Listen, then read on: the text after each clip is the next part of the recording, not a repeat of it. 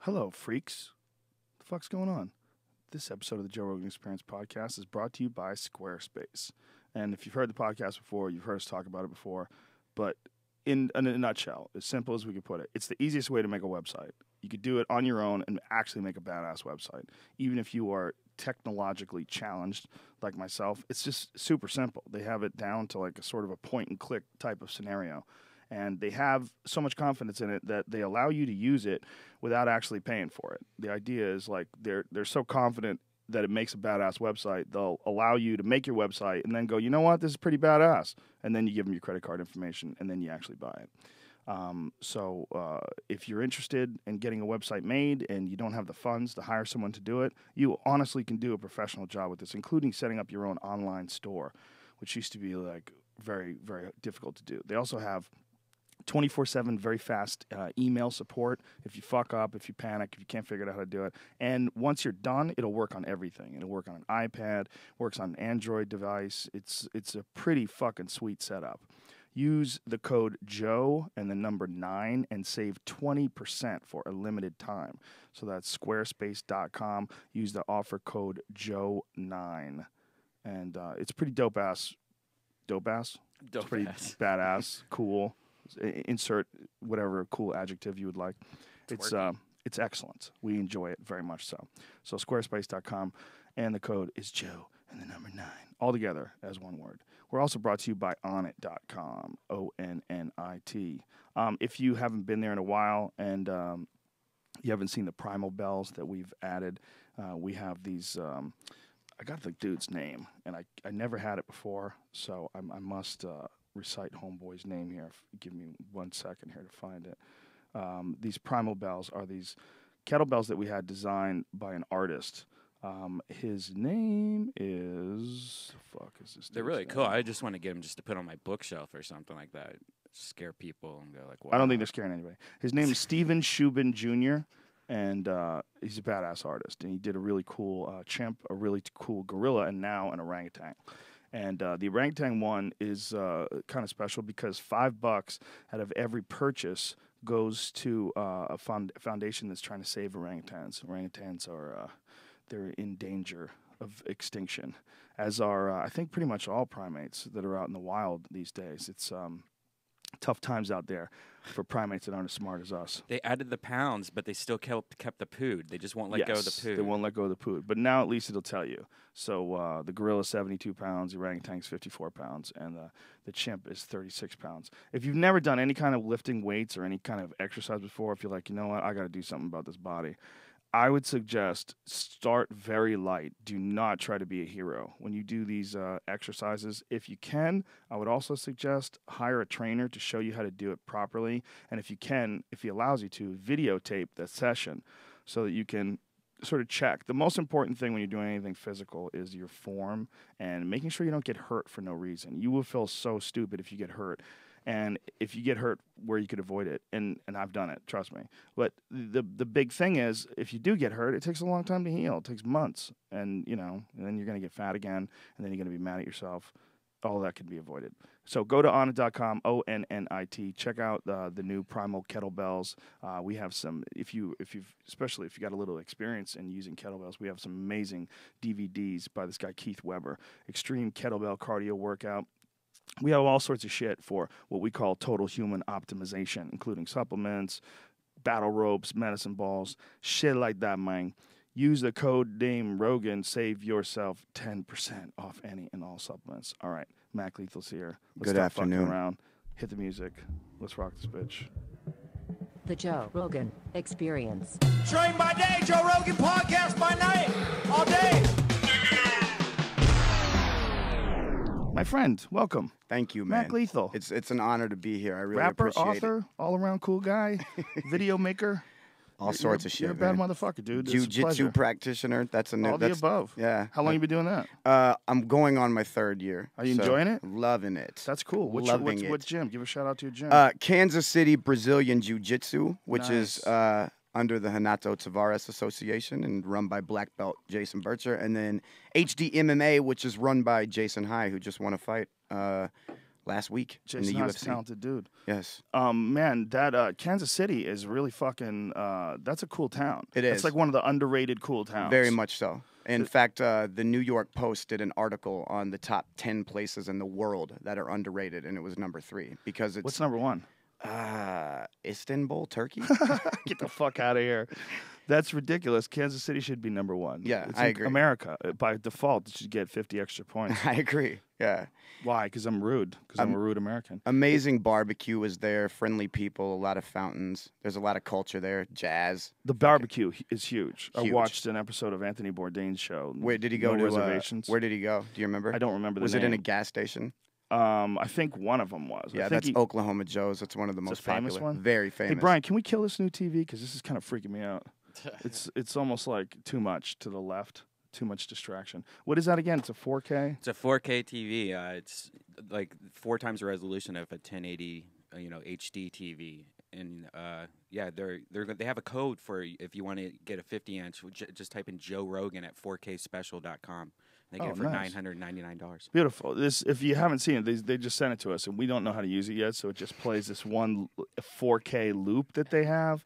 This amazing loop of high definition moving images, but it's all like Japanese girls and then nature, and it's like awesome. it's too much short attention span for my ADD brain, and I fucking shut down. I agree. That last episode that we did, the whole time I just found myself staring off into space. Yeah, it was freaking me out. I love the fact that 4K shit is becoming consumer stuff, though. Yeah. Because once the cameras get in the hands of the people, we're going to be able to make our own fucking feature-length films that look like the shit at the movie theaters. Yeah, Well, So it's that- actually the weird.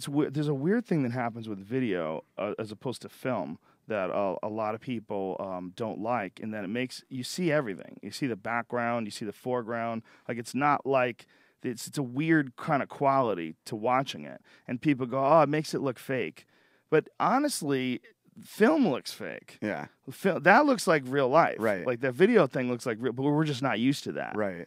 And 4K and that kind of shit is going to be like super duper high definition detail and Galaxy Note 3 has 4K. They just announced it. It comes out in like 2 weeks. Or yeah, we were just around- talking about that. Weren't we Yeah. talking about that on the podcast? Yeah, but we're going to be able to just go to like Yeah. a show, film shit, and put it on that TV. It's Not gonna only look like that- retarded. Do it off of a phone. Yeah, that's ridiculous. Insane. That's one problem with Apple, man. They're fucking slacking. They're Yeah. so far behind They are. when it comes to screen size. They're like, we're testing out new screen sizes.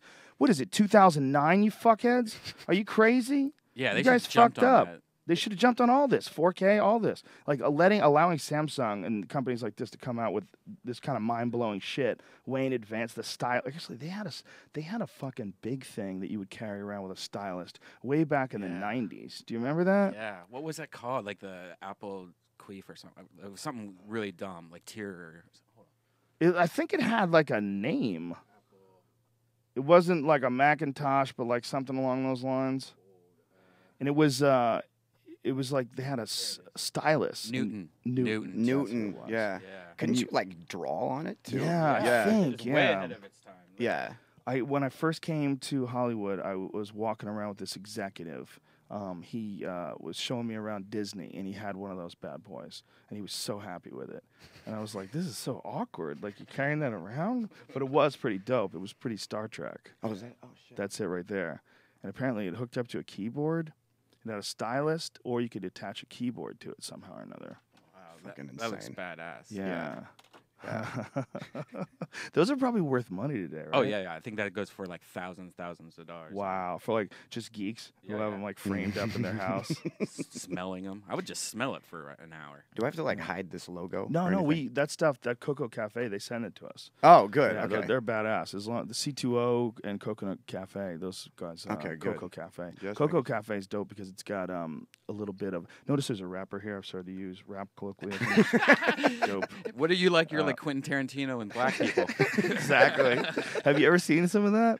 What? Quentin Tarantino talking to black people. No. Oh my goodness. What is it? A YouTube thing?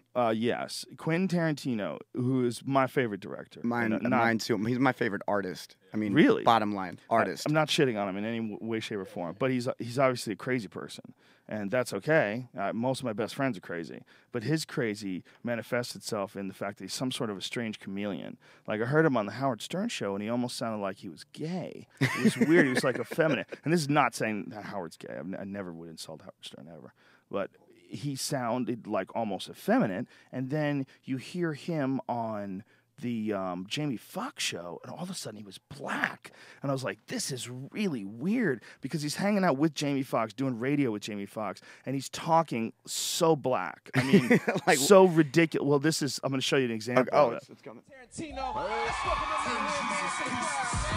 Now, it's really uncomfortable. We're going to have to get like something we can show the contrast. Quoted movies in Hollywood with just the so he's hanging out with these black people on a BET show. Yeah, this is on BET. What is the most famous line? Your favorite line from Pulp Fiction? I think probably the most famous line is, "I'm gonna get medieval on your ass." Big Ream says it.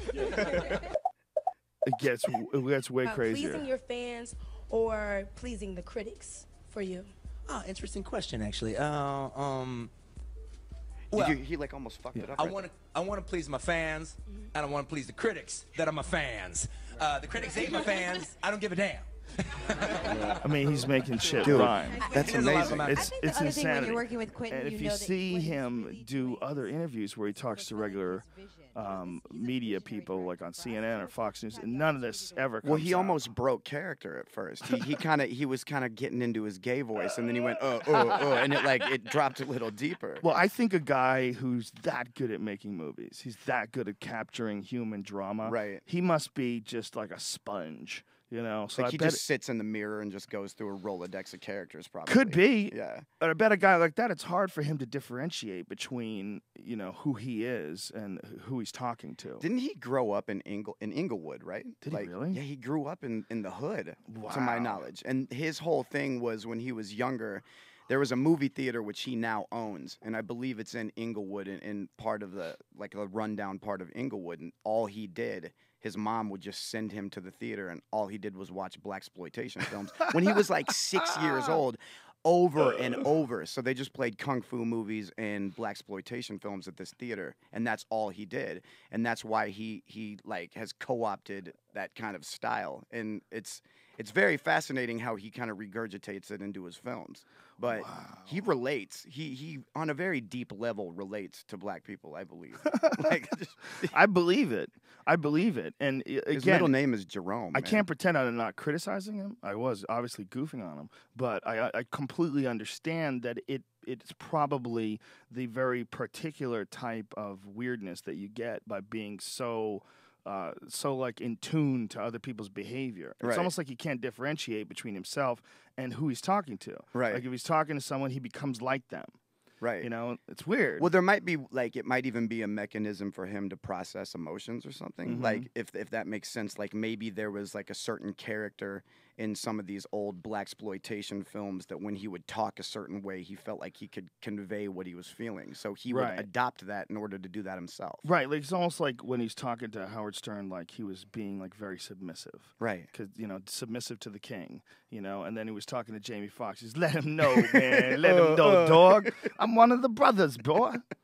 So, you know, whatever it is, it makes him that guy. It Yeah. also makes him do that. But I'm really concerned about him quitting, though, because, Really? well, he recently stated that the way that they display films in movie theaters now is quote unquote television in public because they don't show film anymore. It's just all digital. And he says he did not sign up to do this, and he's considering fucking quitting, just walking on the whole thing, which would be terrible. That would be a devastating blow to all of us, and I don't even think people grasp that. that's interesting. So the medium is very important to him, not just He films in film. I mean, he uses tons of film, refuses to switch over, refuses to adapt.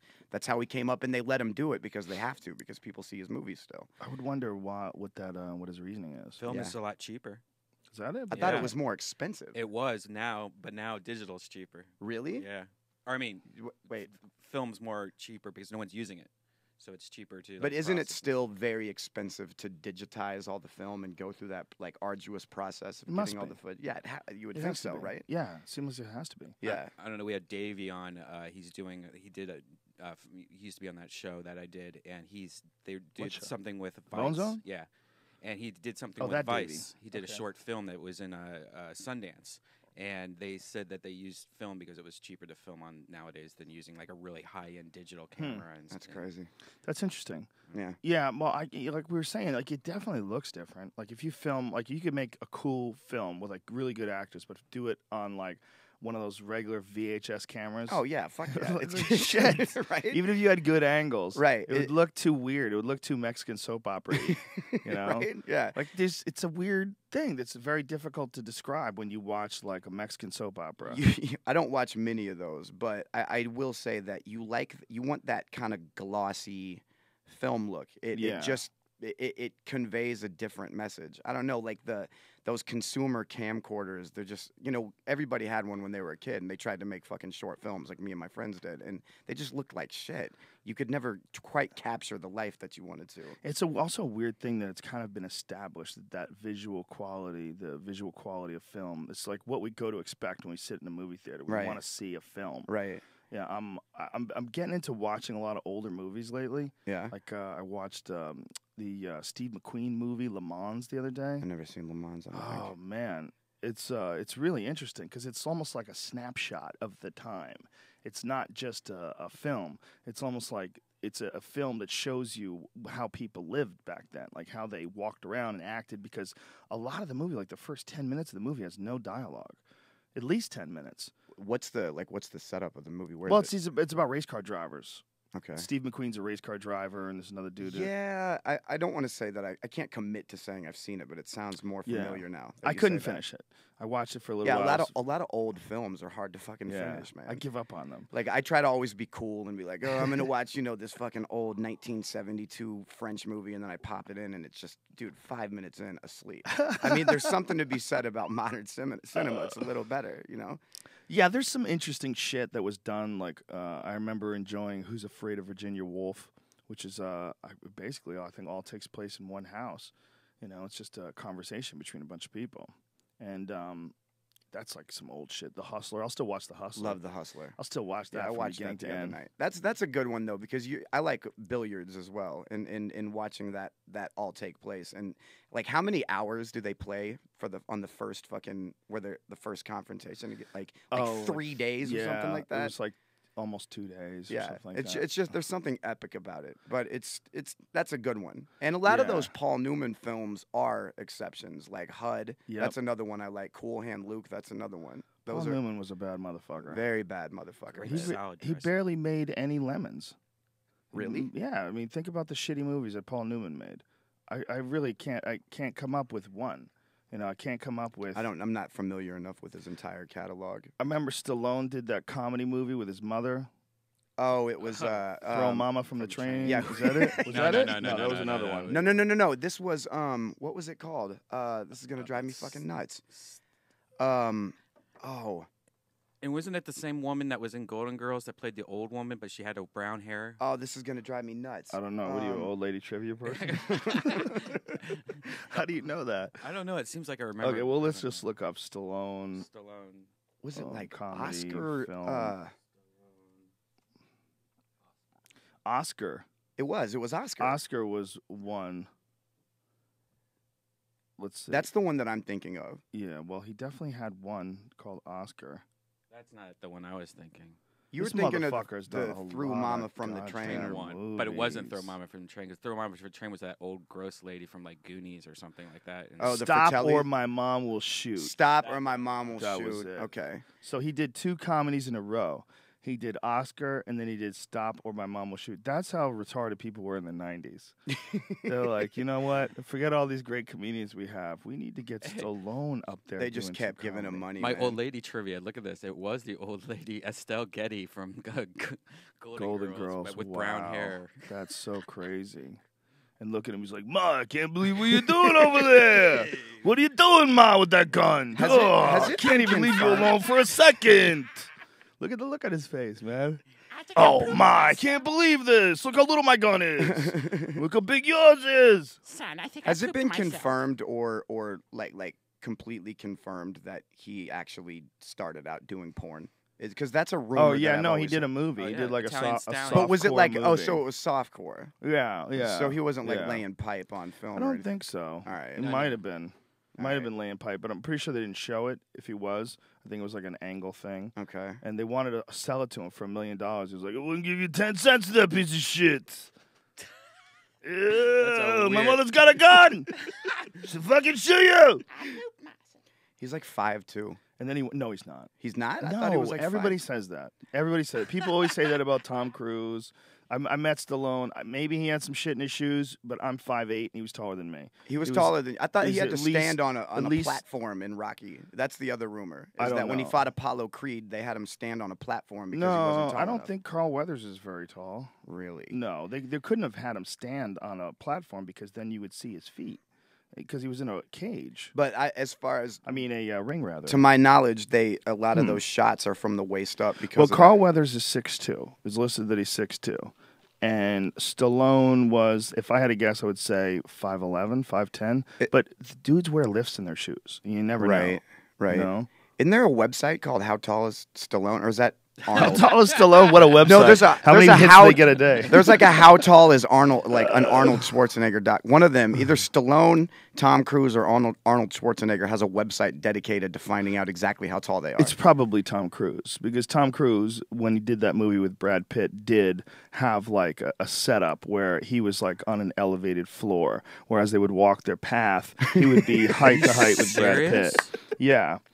Well, he played, and I don't think that was necessary, but in his mind, the character had to be commensurate with Brad Pitt's character. Right. You know, Brad Pitt's character was tall. Interview Brad's with the tall. Vampire? Yeah, Is this- yeah.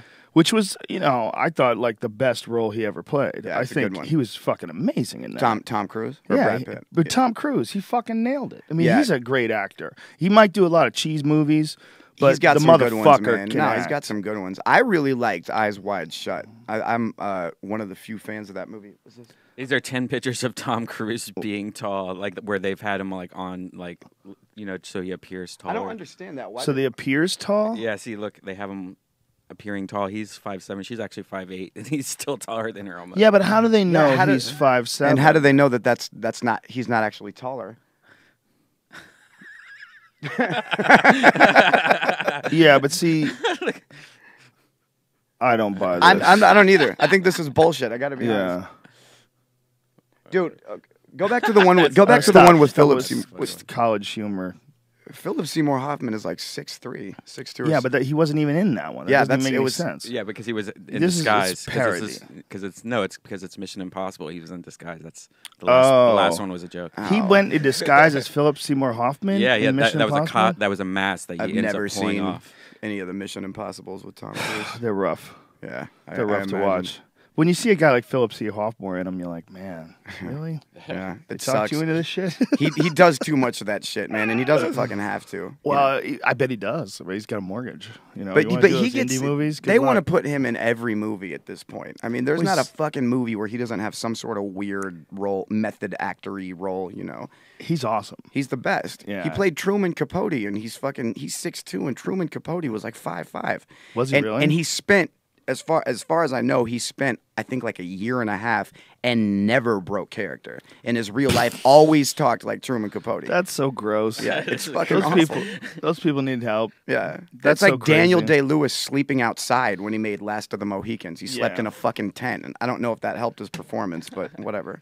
Yeah, Daniel Day-Lewis was a boxer for a whole year for when he played that the IRA guy. And he that was a boxer. looked like rather good in He was that really film. good. Yeah, He was really good. Yeah. It was. I think he looked like he was the best as far as actors portraying boxers. It was the most accurate. like non-boxers trying to cross Yeah. over and like not Marky Mark or fucking Sylvester Stallone or anybody like that. Yeah, well, okay, they say that Marky Mark has some professional boxing experience, but Right. there's a way that people throw punches when no one's ever punched them, Right. and there's a way that people throw punches when they've actually known how to box, and they're totally different. Right. The way that people throw punches when they're not worried about being punched back, they have this open, wide, I'm fucking gonna kill you sort of a Right, thing. yeah. But whereas if you watch Daniel Day-Lewis, he threw punches like a boxer. Like His guard he's was worried tight. about getting punched Exactly. back. Yeah. Looking for openings. His guard I wonder is if he tight. did some like intense sparring to get Oh, he to did. that point. Oh, he did. He lived as a boxer for like a year. Dude, he's fucking nuts. Are you kidding? So he's like, did he like wake up at 4 a.m. and jog did and everything. drink eggs? And He was an excellent. I don't think anybody really drinks eggs anymore. that's just I another think that movie was just thing. that. I think you could get really sick. Yeah, you can drinking get eggs. fucking I never salmonella did from that it, shit. right? Salmon, I think. Yeah, you can. Yeah, there's a lot of fucking weird shit in eating raw animal flesh. Yeah, you it's know? not a good idea. Yeah.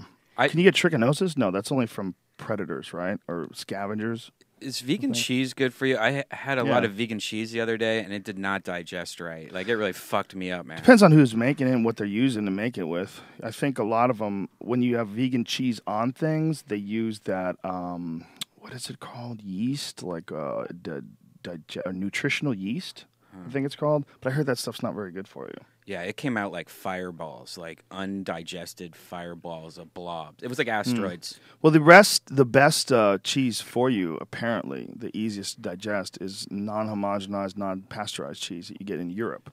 They have a completely different kind of cheese because they don't have to pasteurize and homogenize their milk. So if you have cheese that's made with a raw milk, it's got a lot of different enzymes and different qualities to it. Apparently, it tastes a lot better too. Yeah, everything. How do we over get on there. a fucking cheese conversation? I don't know. We were talking about Vegan Daniel cheese. Day-Lewis. This I was drinking motherfucker. eggs. Yeah. Yeah, you can't. Trichinosis is a weird one. Trichinosis, 90% of all cases of trichinosis come from people eating bear meat.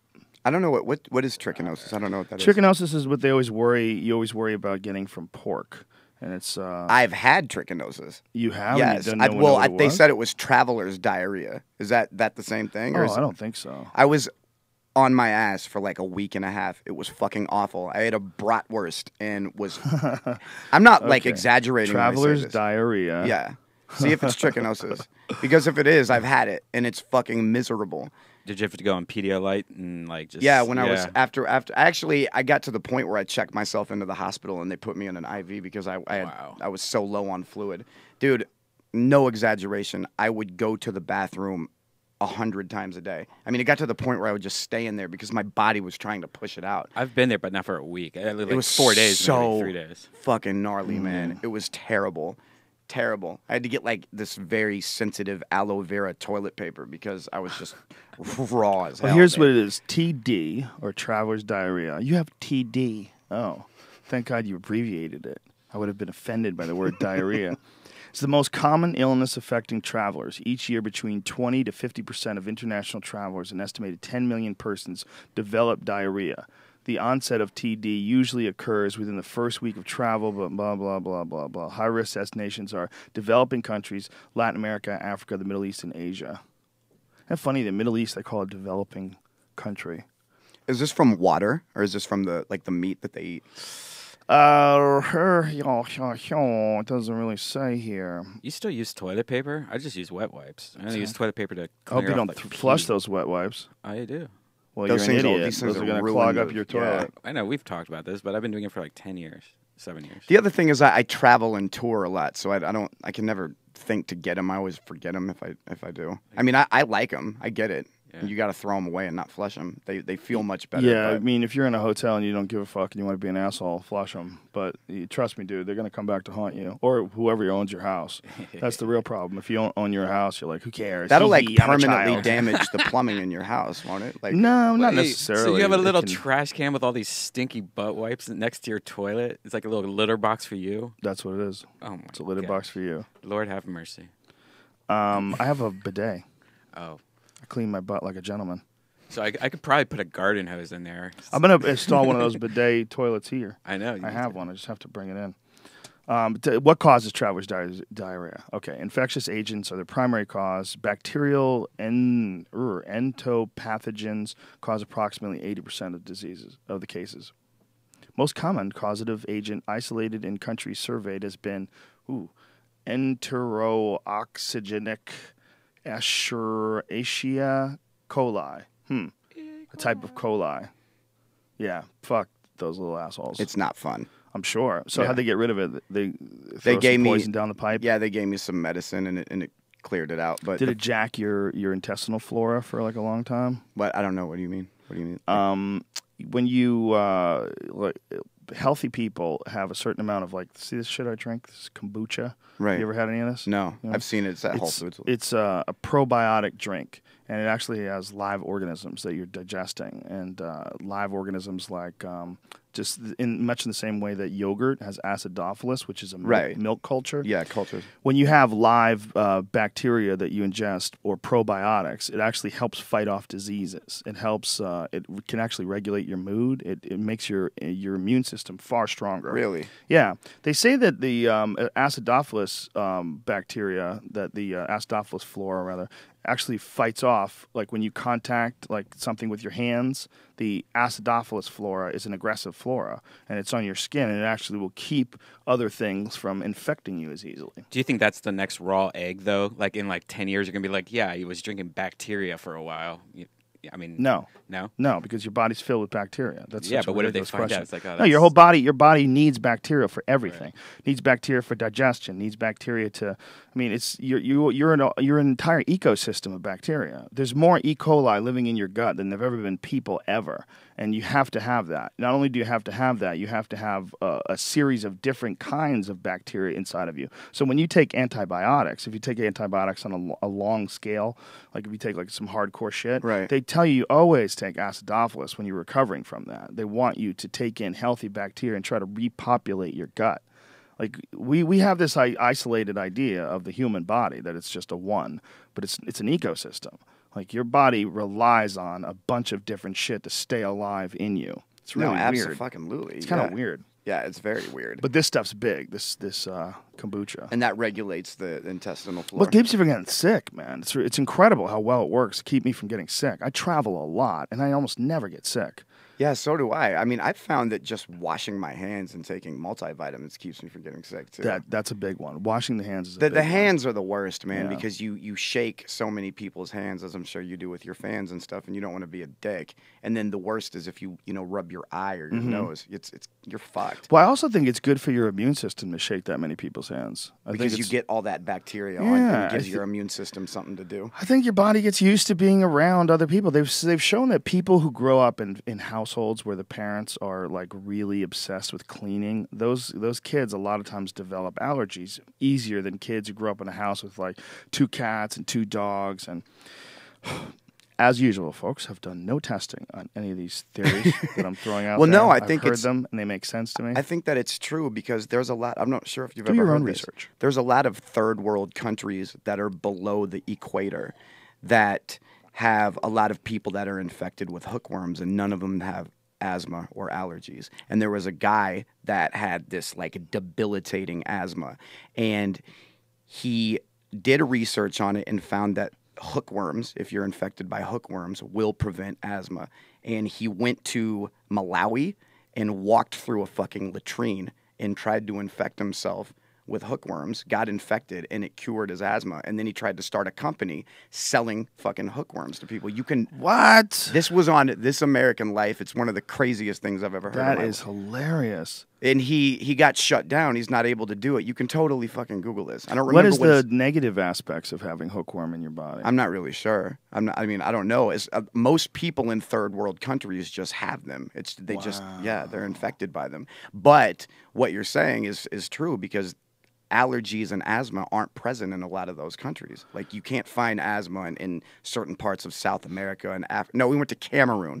That's right, Cameroon. Wow, that's fascinating. But it totally makes sense. Right. It totally it really is a whole ecosystem you're carrying around in your shoes. Yeah, and you need those antibodies and you need all that bacteria. Yeah. And we've over-sterilized our country. Yeah. We certainly have. And, people worried about their kids touching things, and you really need to touch things. You need to get your body out there. I love that George Carlin bit where he talks about how he used to swim in shit, and that's why he never got sick, because they swam in the Hudson? Yeah, the Hudson. Yeah. They swam in raw sewage and shit, so they never got sick. Yeah, that's an amazing thing about New York. If you go around New York, and especially if you're in a helicopter or anything, when you get to look down and see the water or look over the bridge, it's dirty as fuck.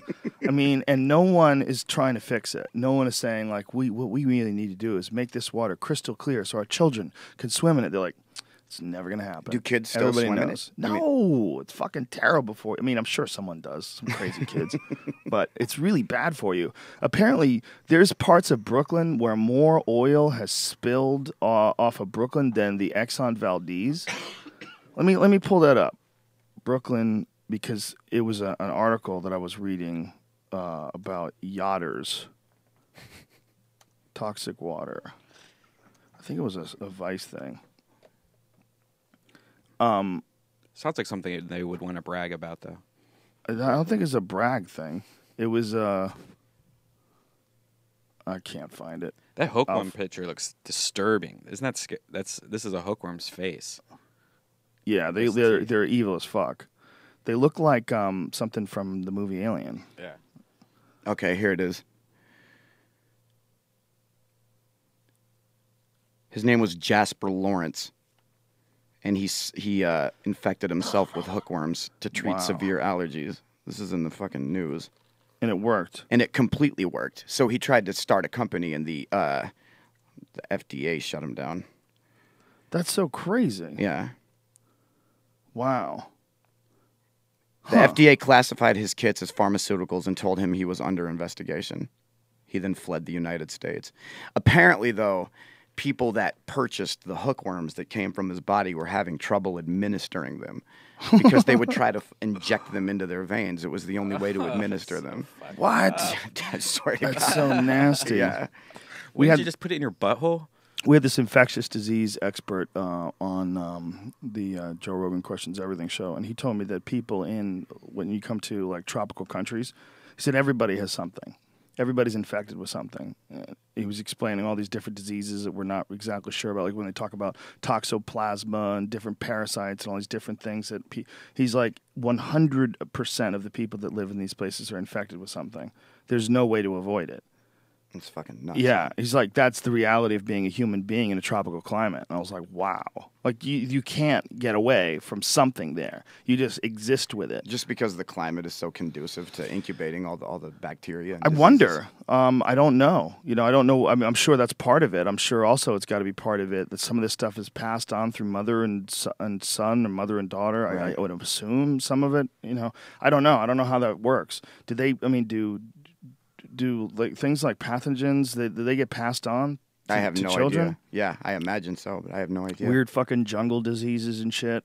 Terrifying, man. Yeah. Shit is nuts. I'm scared of the fucking jungle. Well, dude. whenever you get hot, and moist, what you get is competition. The reason why the jungle's so fucking scary is because there's so much life. Right. And when you get any place that has condensed life and just complete isolation from human like influence, like no one's going in there and building shopping malls, and there's no roads everywhere, and trees aren't getting deforested. I mean, they're cutting down trees to log, but what is forest is forest. Right. What is jungle is jungle. There might be killing the jungle, but once you actually get into the jungle, the amount of competition in that jungle is insane. There's fucking ants killing everything. They have ants that march an army so strong you can hear them walking.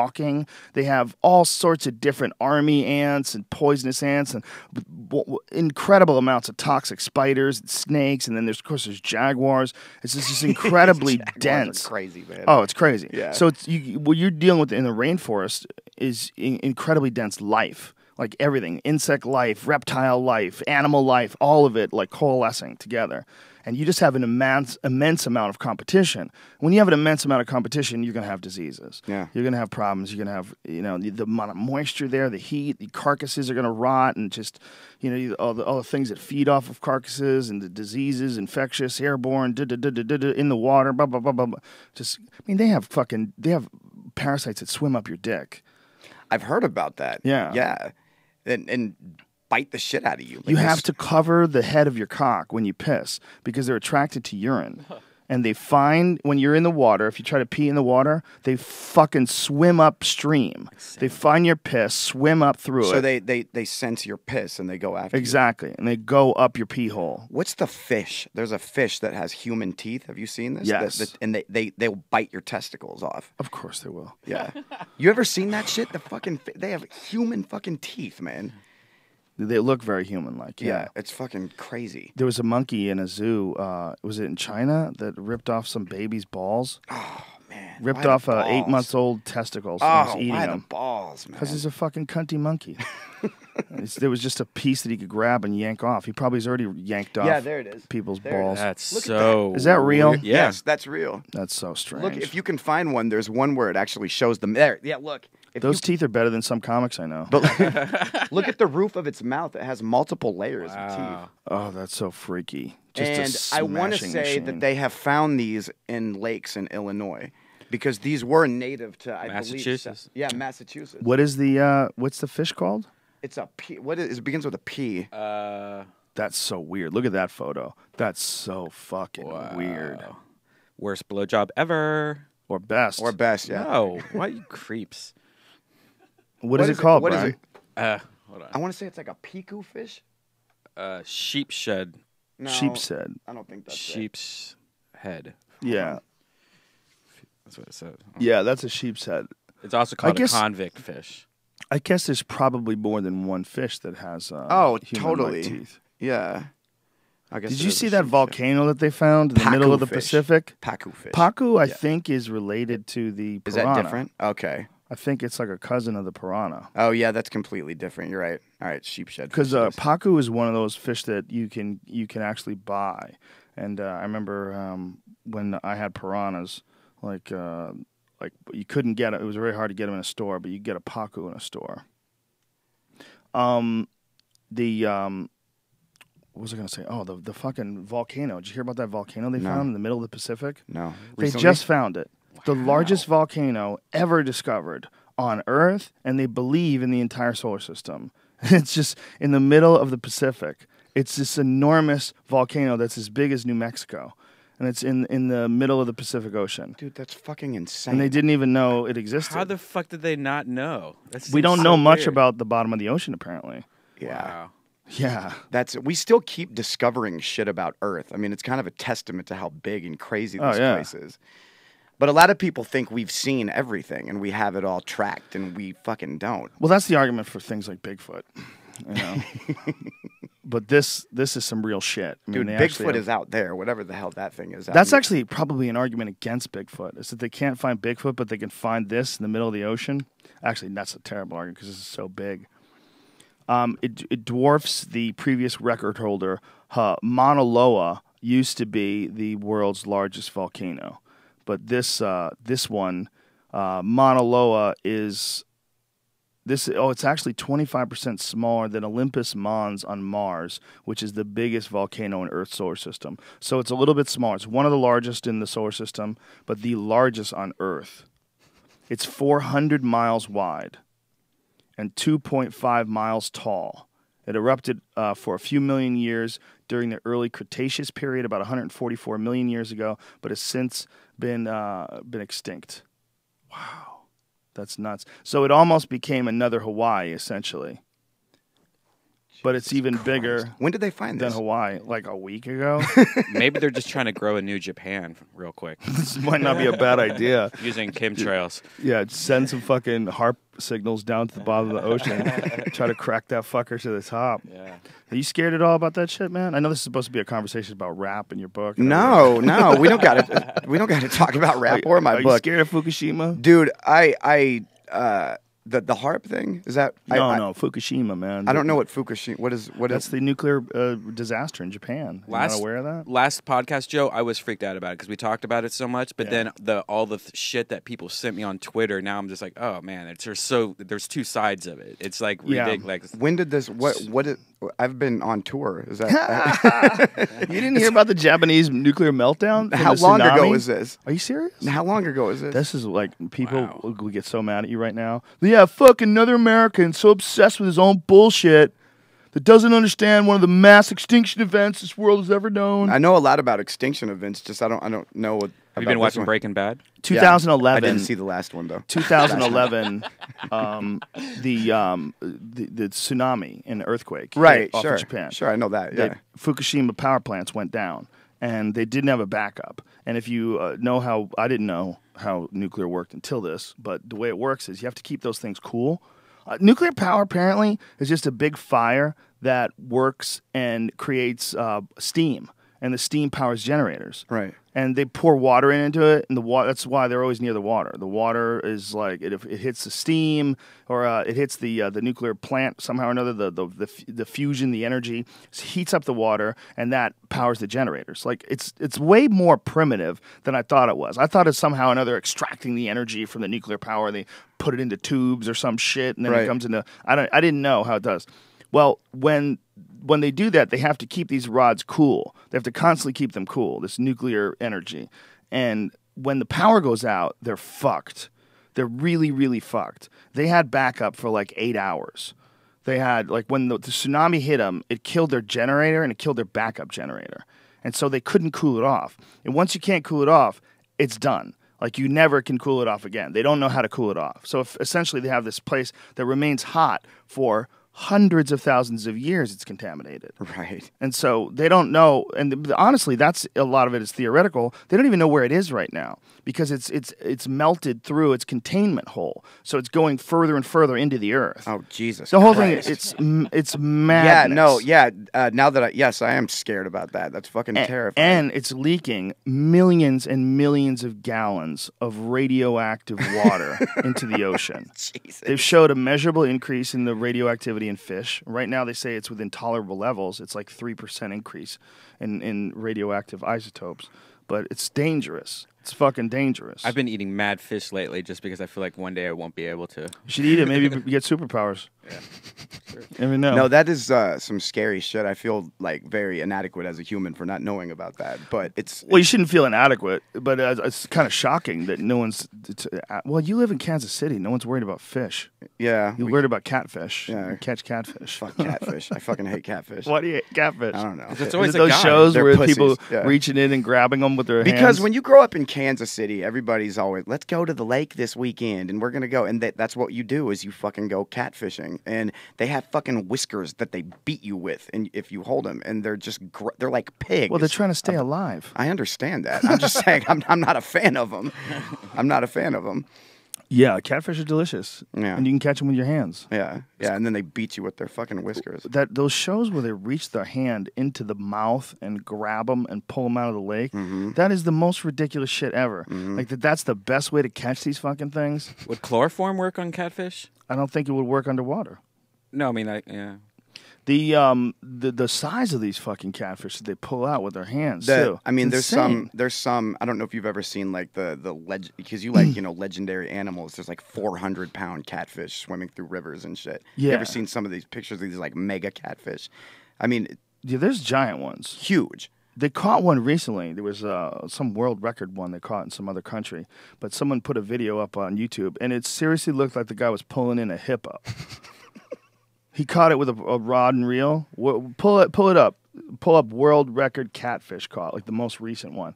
It's insane. It looks like it's like 8-9 feet long, and it looks like a hippo. It literally looks like he's pulling in a hippopotamus. It's enormous. It's a catfish. Yeah. Where was it? Where? I don't know.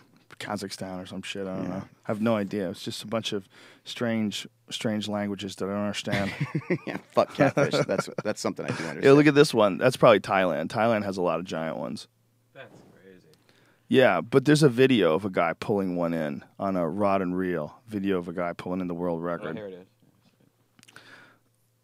is. It's just these are just rivers, man. Pools have been a particular source of concern. Tokyo Electric Power. Why do you have two videos playing at the same time? I don't know. You have volume playing. Yeah. Tokyo Power. Well, we don't need to hear that music. Here. But it's really important mood music, man. You got to really look at that rod pulling. Jesus Christ. Scoot ahead so you can actually see the fish.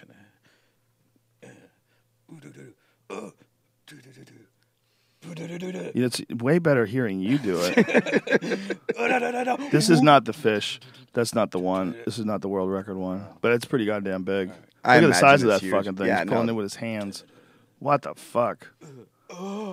That's not even close, though. Look, he conveniently rested on his dick. Oh, I just happened to stick my dick in this catfish's mouth after conquering it. Look at this. Yeah, size did of they call that a fucking thing. Kentucky kiss or what's that called? You know what's really fucked up? That's not even the craziest animal that lives in fresh water. Have you ever seen an alligator gar? A what? Alligator gar. No. Oh, dude, pull that up. There's videos of these people catching these things. They apparently live in some places in the South, like Texas has lakes that have them, and these things are enormous. They grow like 9 feet long. They look like dinosaurs. They look like swimming dinosaurs. Their teeth, they're like giant piranha. Their teeth are filled with these crazy fucking sharp teeth. And I think they eat them. I think they eat them like on swamp people. I think they smoke them. But it's a crazy looking dinosaur, evil, ancient fish. You got it? Yeah. Here we go. Look at this fucking thing.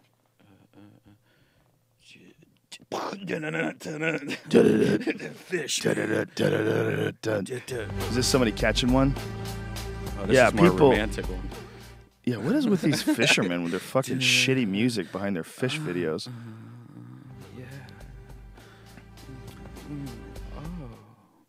Wait till you see this thing. Well, that's not even that big of one. Kill that music, dude. Stop. Go to Oh my God! Look at that thing. That's how I cuss out. That's holy shit. Show a good photo of one because some of them like you'll see the Jesus teeth. Christ! Look at Oh the teeth. Jesus Christ! Wow. I mean, that's a Native American freshwater fish. Oh my God! And it's probably been in this state for millions of years. Oh my God! It looked like that. That is terrifying. Yeah, and they're huge. I mean, these things get enormous. What's the world record alligator gar? Let's find out how big they get. Dude, that photo that you said that you tweeted the other day with the mountain lion eating the deer on the side, side of the road. That's yeah, so mountain true. lion eating a deer on the side of the road in Santa Monica. I know. Right in the Santa Monica mountains. Like, people were driving by and they passed it. And like, what the fuck? You ever seen the video of the Komodo dragon eating the water buffalo? Yes. That's like one of the best. They measure from the alligator gar as the largest freshwater fish found in North America. It measures between 8 and 10 feet fucking long. God damn it. If you pull up a photo that says world record alligator gar, do that on Google image search. I'm using Bing, bro. Okay, Bing. You contrarian. I'm using Bing with my Windows phone. I give 0 fucks. Look at this thing. This is one of the world record ones. Oh my God! Jesus. That's an alligator, brother. Oh. That's the world record alligator. Look at the picture on that he just pulled up. Look at that, though. This just got captured last week. Oh my God! Yeah, that's the world record alligator they just captured in Mississippi. Where that was in Mississippi? Not even world record. I believe it's just Mississippi record, right? Yep. Dude. Yeah, but State what's record. crazy is the state record they broke twice in a day. One person got one that was over 700, and someone else got one that was even larger than that. It was over 700 pounds. So 2 of them in a day that broke the previous state record. That's crazy. When I was a kid, I used to live in Florida, and I lived in a place called Gainesville, and Gainesville has a lake. I've played a show in Gainesville. There's a good college there. Yeah. It's also where I think Ted Bundy did all his killing. Yeah. There was a lake called Lake Alice, and it was filled with alligators. Alligators there all the time. We used to feed them. We used to throw marshmallows in, and they would eat the marshmallows. And occasionally, people's dogs, like someone would fuck up, and they'd be walking their dog too close to the water. They would just jump out, grab them, snap them up. Yeah. I thought you meant like you threw marshmallows and then occasionally somebody's dog. How rude. No. But they were scarce. Like you weren't allowed to hunt them. They're a protected species. That's why they were telling us not to feed them marshmallows at one point in time. They put up a sign because apparently the alligators had a hard time digesting the marshmallow. Like, they were concerned with the alligators, their population. But now they're everywhere. Right. They're just infested. They have these people on those swamp shows. You ever watch those swamp shows on the History Channel? Yeah. They have like a 500 tag limit. So they can kill 500 of them in a fucking season. So they're just driving around the swamp, shooting rifles into the water, that's setting almost traps. 2 a day. Jesus Christ. Yeah. Well, I don't know how long their season lasts. Oh yeah, that's way more than 2 a day. Then, depending on how long the season lasts. I think they have a season, but like some animals, when they get too crazy, they stop the season thing and they just say you can do whatever the fuck you want. Like wild pigs in Texas. There's a thing that they put out today. It was on my Twitter that they hired a guy to start trapping them in the city of Dallas. that they have to start trapping wild hogs in the city of Dallas. I think because they're like a Because they're nuisance making their way into the city. Wild pigs in Texas are so bad right now. There's more than 11 million wild pigs in Texas alone right now, apparently. Have you ever been to South Africa? No. Okay, so we did a tour in South Africa, and we were driving from Cape Town to Johannesburg, or driving around Johannesburg, and there is a guy pretty much every 20 miles or so that is employed by the state that walks around with a whip, and he whips baboons off the street because they fuck with people's cars. Oh my God. Baboons are little fucking thugs, man. They will they'll break into your car and take all your CDs and break them and piss all over your car and fuck your shit up and just leave it there. They do it on purpose. So they pay a guy to walk around and whip baboons to keep them out of people's cars. Dude, they're goons. You know what's really weird about baboons is they're kind of like part dog. Right. They're like, you know, they're a primate, but they look kind of dog-like. Like when they open up their mouth and they bare their teeth, or they're barking or something like that. Yeah. They have like a dog face. Yeah. You know, pull up a picture of some baboons. Baboons' teeth. They're freaky looking fucking animals. They're crazy, man. And they're everywhere. That's the not thing. a baboon. Pull up the picture of baboon. They have a real problem with them breaking into people's hotel rooms too. Like they've broken into, like they figured out how to open sliding glass doors and shit, and they'll break into, like if you leave them open, they'll break into your hotel room, just ransack your shit. Yeah, they fuck your shit up. Yeah, look at it. Oh, he's sticking his ass up against that kid's Yeah, face. they're rude. They're smarter. Get than some people good give them ones that credit show for. baboon's teeth. Get something that shows baboon's teeth.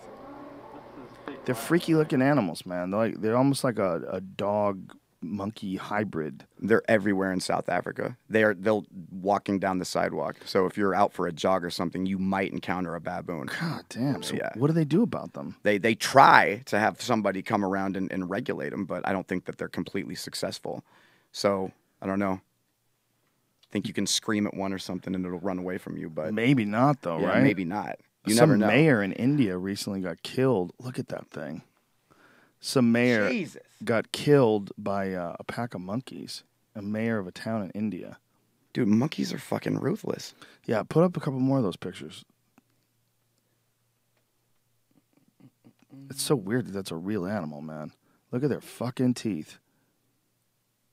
But it's like very almost dog-like, you know? It's primate-like, but it's long and Like dog-like. wolf-like or something. Yeah. I'm so glad we don't have shit like that here. I mean, we have our We have bears. Bears are scary. than bears are that. pretty bad. Did you hear about that event last week, or it was 2 weeks ago, where 7 people got bitten by a bear? Yeah. Like, what the fuck? Yeah. In one day. Yeah, bears are pretty scary, and they're huge too, and fucking fast. So you can't outrun them.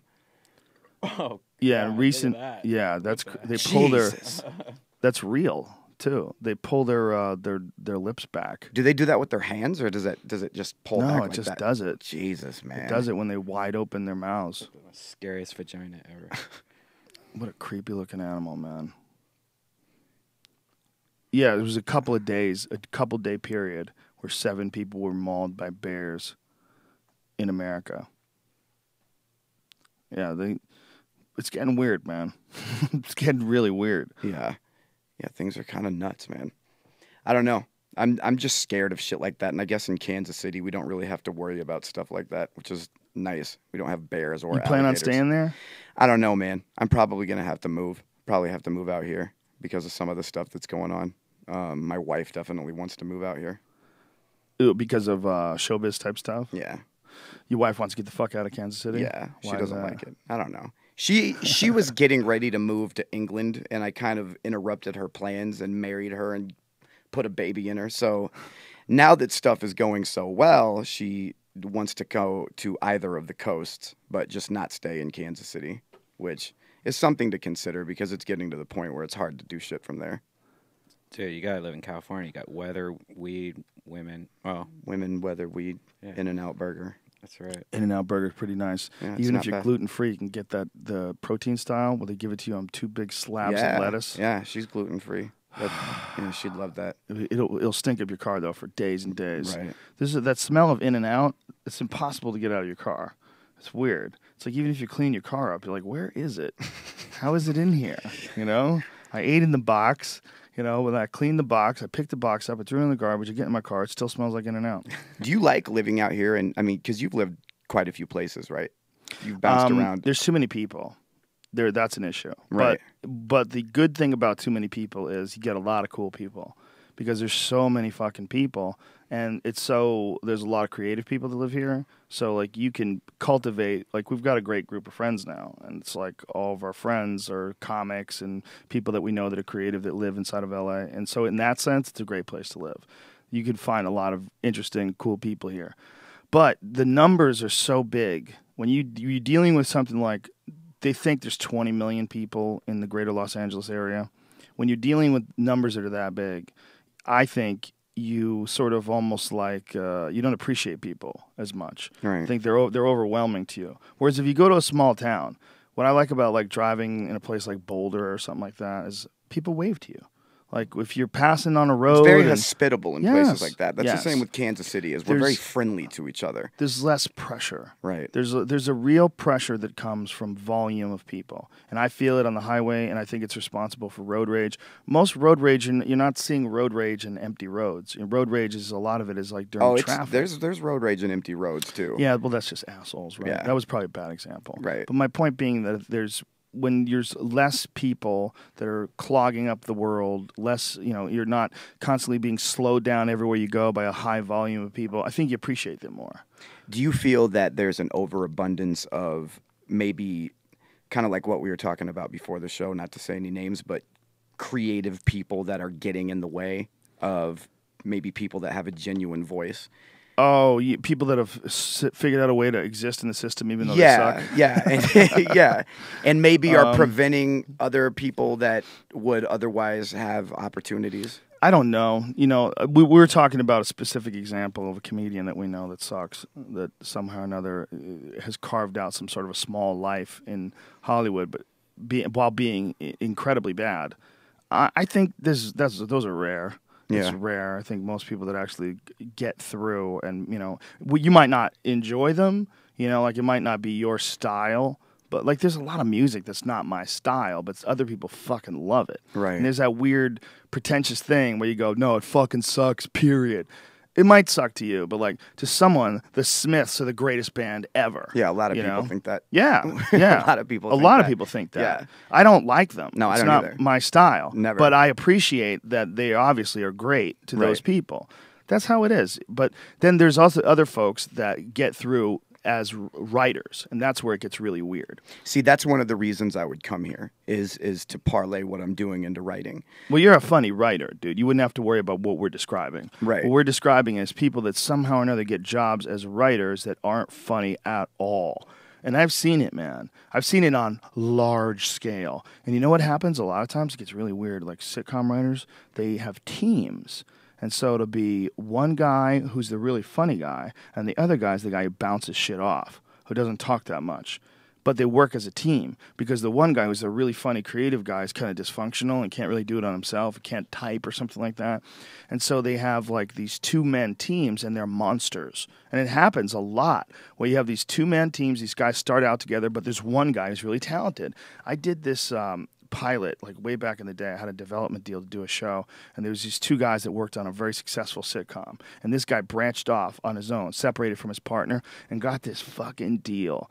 And it was a giant deal. It was millions of dollars. I mean, he was the guy. And so the people that gave me this development deal wanted me to meet with him.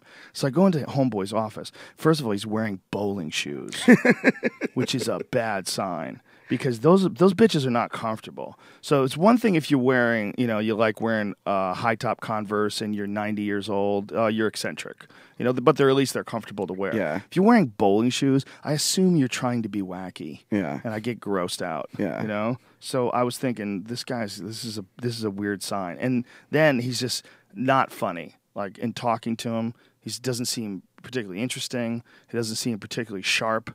There's nothing. I mean, like maybe he pours it all out in his writing. Maybe he's this bland guy, and when he writes, you're like, holy shit. Yeah.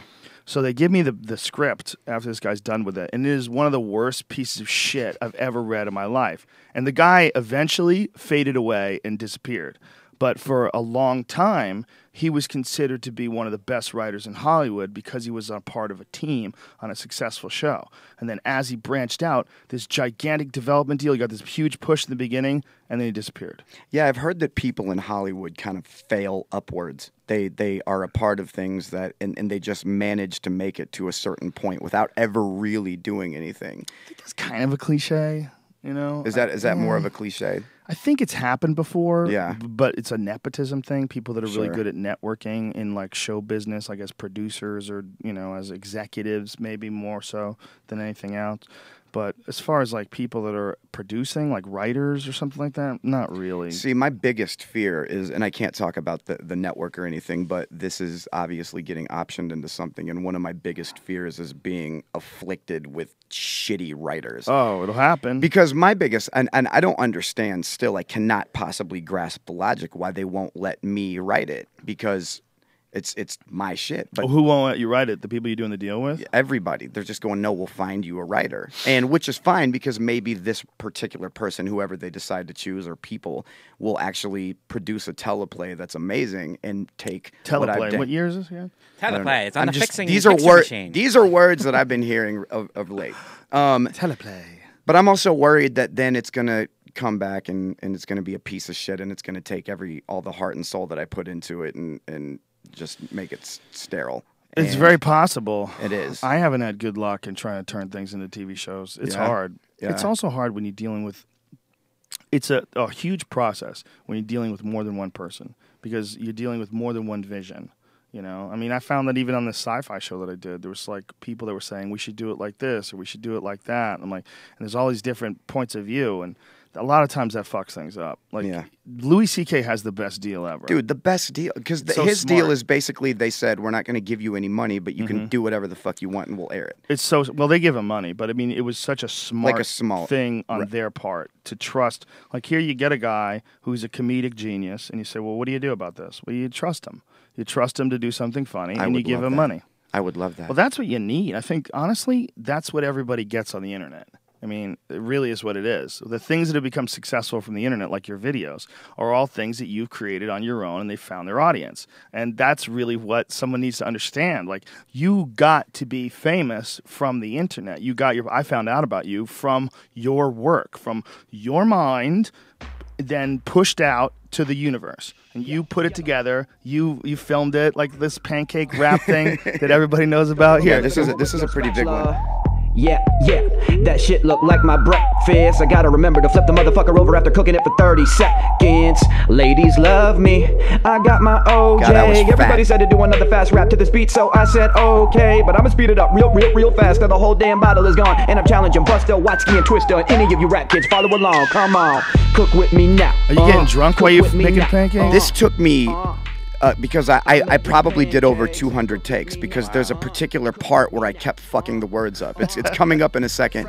So it took me 2 nights. He's looking for another silly idiotic goal that he can beat up. I wish that he was man enough to get inside the octagon. I'm kicking him in the noggin like I'm Leo the Machida. Front kick to the face just by me throwing my feet up. Winking at Rihanna, baby, please show me your cups. I'm giving it to the man that cakes. So take it right to the pan. Your fate is imminent. I'm in a minute. You got the reefer smoke to re-up. It's done. To do that, like it just got to the point where I had to just start hammering screwdrivers, like half and half orange juice and vodka because I kept fucking that part That up. makes it better? Screwdrivers makes it better? No, it made it worse. That was the problem. I was just frustrated.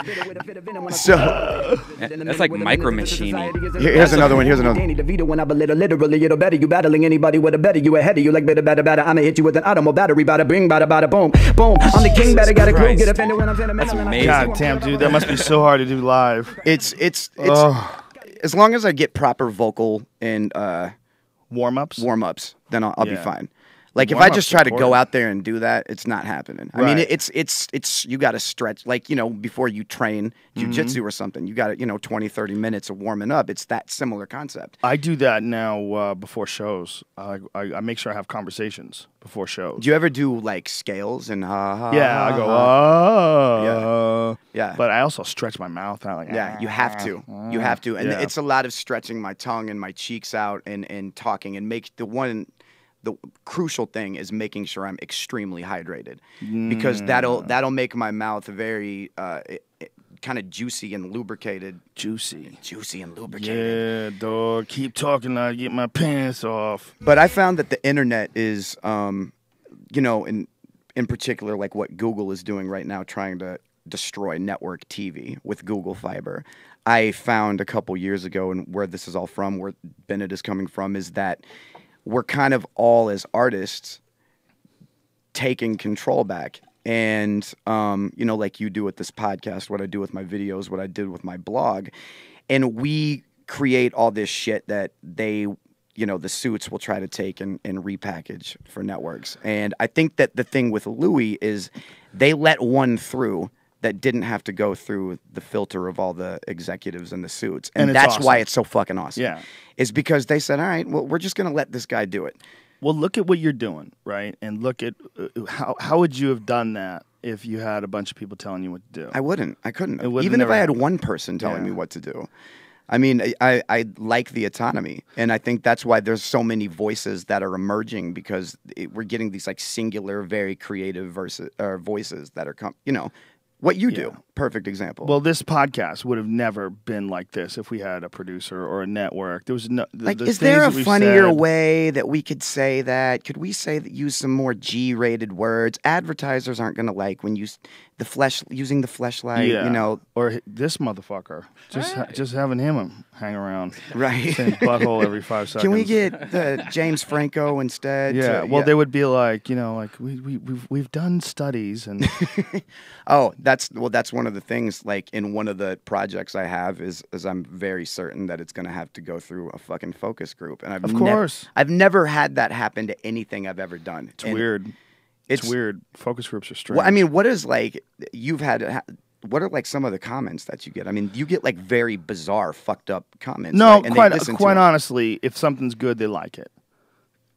I mean, that's the reality of focus groups. People don't like it. They like to like say, well, you know, fuck a focus group. But if you got a good product, the focus group is most likely going to like it. You know, the problem is you shouldn't have to do it that way. Right. The way you develop a show, it's like the way you develop anything. It's like you create it, you put it out there, you get feedback, you work it and tweak it, and you continue. And then when you start out, it's not going to be the same thing it is a year from now or 6 months from now. You're going to get it together.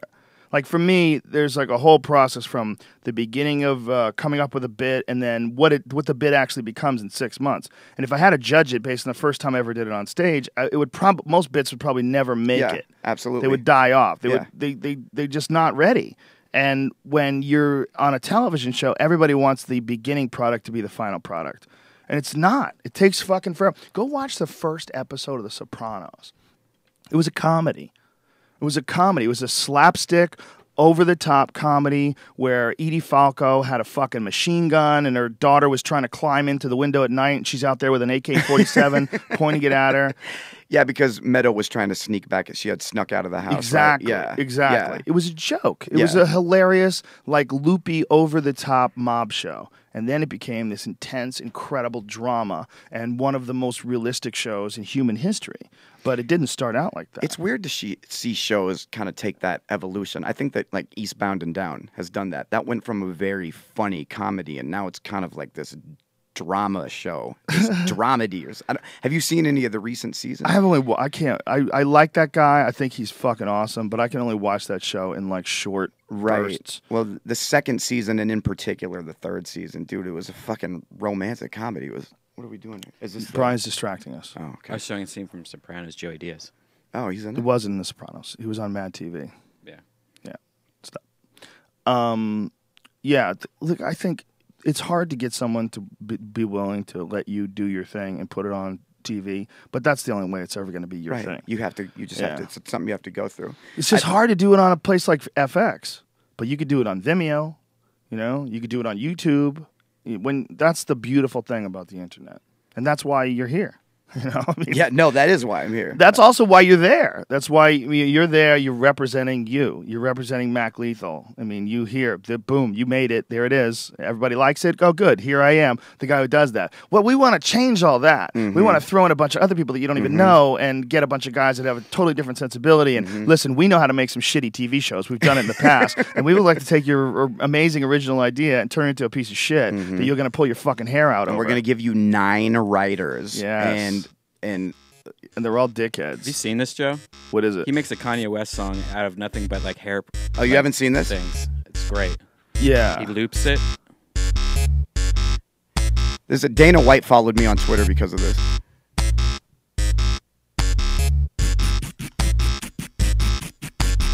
This took like a week. What looper do you use, by the way? That is the fucking Roland 606 loop machine. It has infinite loops. And then I have one where I use my phone, which is a program called Everyday Looper. And you're doing all this by just pressing the loop machine and making noises with a hairdryer. And for people who are listening to this at home, going, what the fuck am I listening to? You have to see it. This is Niggas in Paris by Kanye and Jay-Z. I don't know how to say that. Check it out, you know I'm bald so hard that my whole head's shiny, so it's easy to find me. What's Rogan to a motherfucker like me? Could you please remind me? Bald so hard that shit's great. Gotta sweep all the hair in the trash again. Gotta buzz it, gotta keep it really short. I gotta shave it or I'm looking like I'm Khloe Kardashian. See, I'm a bald badass like Dana White. When I roll up on your bitchy ass in a slick Prius, and I fight you when I'm high as fuck like I'm Nick Diaz and never get rehab. I'm getting cinematic with it. Anybody wanna try to fuck with lethal for their benefit? I'ma kick you so hard that my shin'll split. Little bitch better get a mental grip. You did another one where you looped where you were making noises like with your mouth and With the phone. Yeah. That's the one I talk about. I mentioned your name. Yeah, that's say how I'm I saw getting your it. mind so open like I'm Joe Rogan. I use this program called Everyday Looper, and I probably made this guy fucking $500,000. And you did it with your phone. Yeah, I did it with this. This is the program right here. Wow. And it just infinitely loops. And basically, I used this thing called Apogee where I could plug it into my phone and record an acoustic guitar. And then I made a lot of noises with my mouth and just looped them, whistled, harmonized with the whistle, and then I did a song over it. And I just have found that in 2013, it's not enough, especially if you're not going to get radio play and you're not going to get on MTV. If you want to stand out, you have to use new forms of making songs. Use technology, hair products, whatever it is. You have to do things that are pushing the envelope. Yeah. And we've already done everything. We've already written every song we can possibly write with all the instruments that we have. So what I'm trying to do is incorporate pancakes or incorporate my iPhone or incorporate hair products, whatever it is that's going to push the envelope and make it stand out a little bit more. Yeah, this is it right here, right? Yeah, this is it.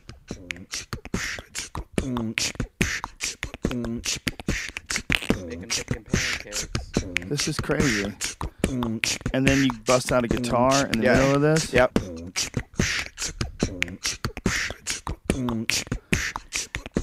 The guy that makes this Everyday Looper program has to owe me fucking $250,000 for how many of these I sold for him. Dickhead. And so you make this, and that's all you have to do is do that once, and then it loops, and then you put the loops. guitar Then I down. add another one to it. And you can stack them over top of each other too in this program, so it can go up to like. So badass. And you're doing all this in real time. Yeah, and then I harmonize right here too.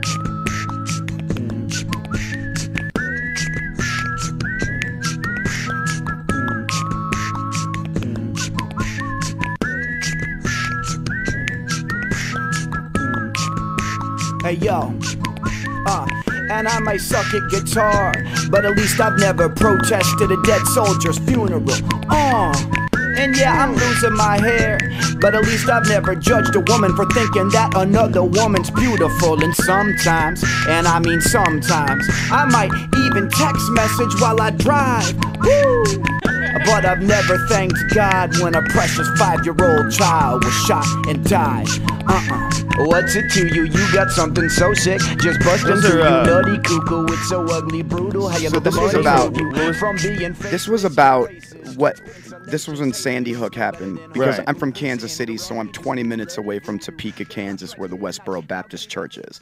And we've experienced for our whole lives the Phelps family, the Roper family, always protesting, you know, like if a soldier dies in Afghanistan and they have a funeral for him, they will protest it and say that God is the reason that it happened because America is a fag-enabling country. So Sandy Hook happened, and all the children were you know, executed, and they were going to go out there and protest the fucking candlelight vigil for all the children that were shot in that tragedy. So I made a song.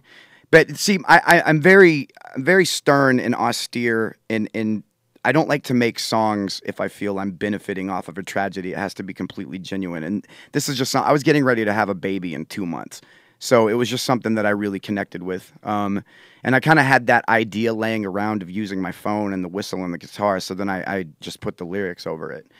And I actually, one of the greatest accomplishments of that song is I met and am now friends with Megan Phelps Roper, who is the most outspoken of the Westboro Baptist Church up until about a year ago, where she decided that she no longer agreed with the ideals she was indoctrinated with and left the church and is now exiled from the church. So she was the most vocal? She was like their social media person that would be on Twitter. She argued with Kevin Smith a lot on Twitter and made a lot of YouTube videos and websites to promote the Westboro Baptist Church and everything they stand for. So what happened? How did she snap out of it? There's a very long and interesting article. I can't remember the website that it is, but she explains that she hit a ceiling at one point and realized that her family does not have exclusive rights to decide what is and isn't right or wrong. And her whole thing is she just feels like they represent hate and they don't represent love, and that she just kind of grew up and realized she was indoctrinated as a child. Wow, that's a fascinating case. Yeah, that would be an interesting documentary. She wrote me, totally, and she wrote me a very, very long email that said, I just wanted to know if you would forgive me, and I wanted to apologize to you for anything that I ever said. And she never said anything about me, but she saw that video and just said it hit home, and I miss my family a lot, and I've been exiled by them, and we developed a friendship over it. And now she's on kind of a mission to find out who she is and what she thinks and what she feels, but she knows she doesn't agree with the family. But they don't, if you leave their ideals, they fucking exile you. She hasn't talked to any of her family in like a year. Wow. Well, she's lucky. Fuck them. Yeah, no, fuck them. But just the idea that you could grow up in an environment like that and be indoctrinated into that thinking is very real. There's children right now that, if they're protesting, which I'm sure that they are, have signs that say, you know, American troops dying is a blessing from God because America is a fag-enabling country. Yeah, it's all. Have you seen Jesus Camp? Love it. Yeah, that takes place in Independence, Missouri, which is 20 minutes the opposite way.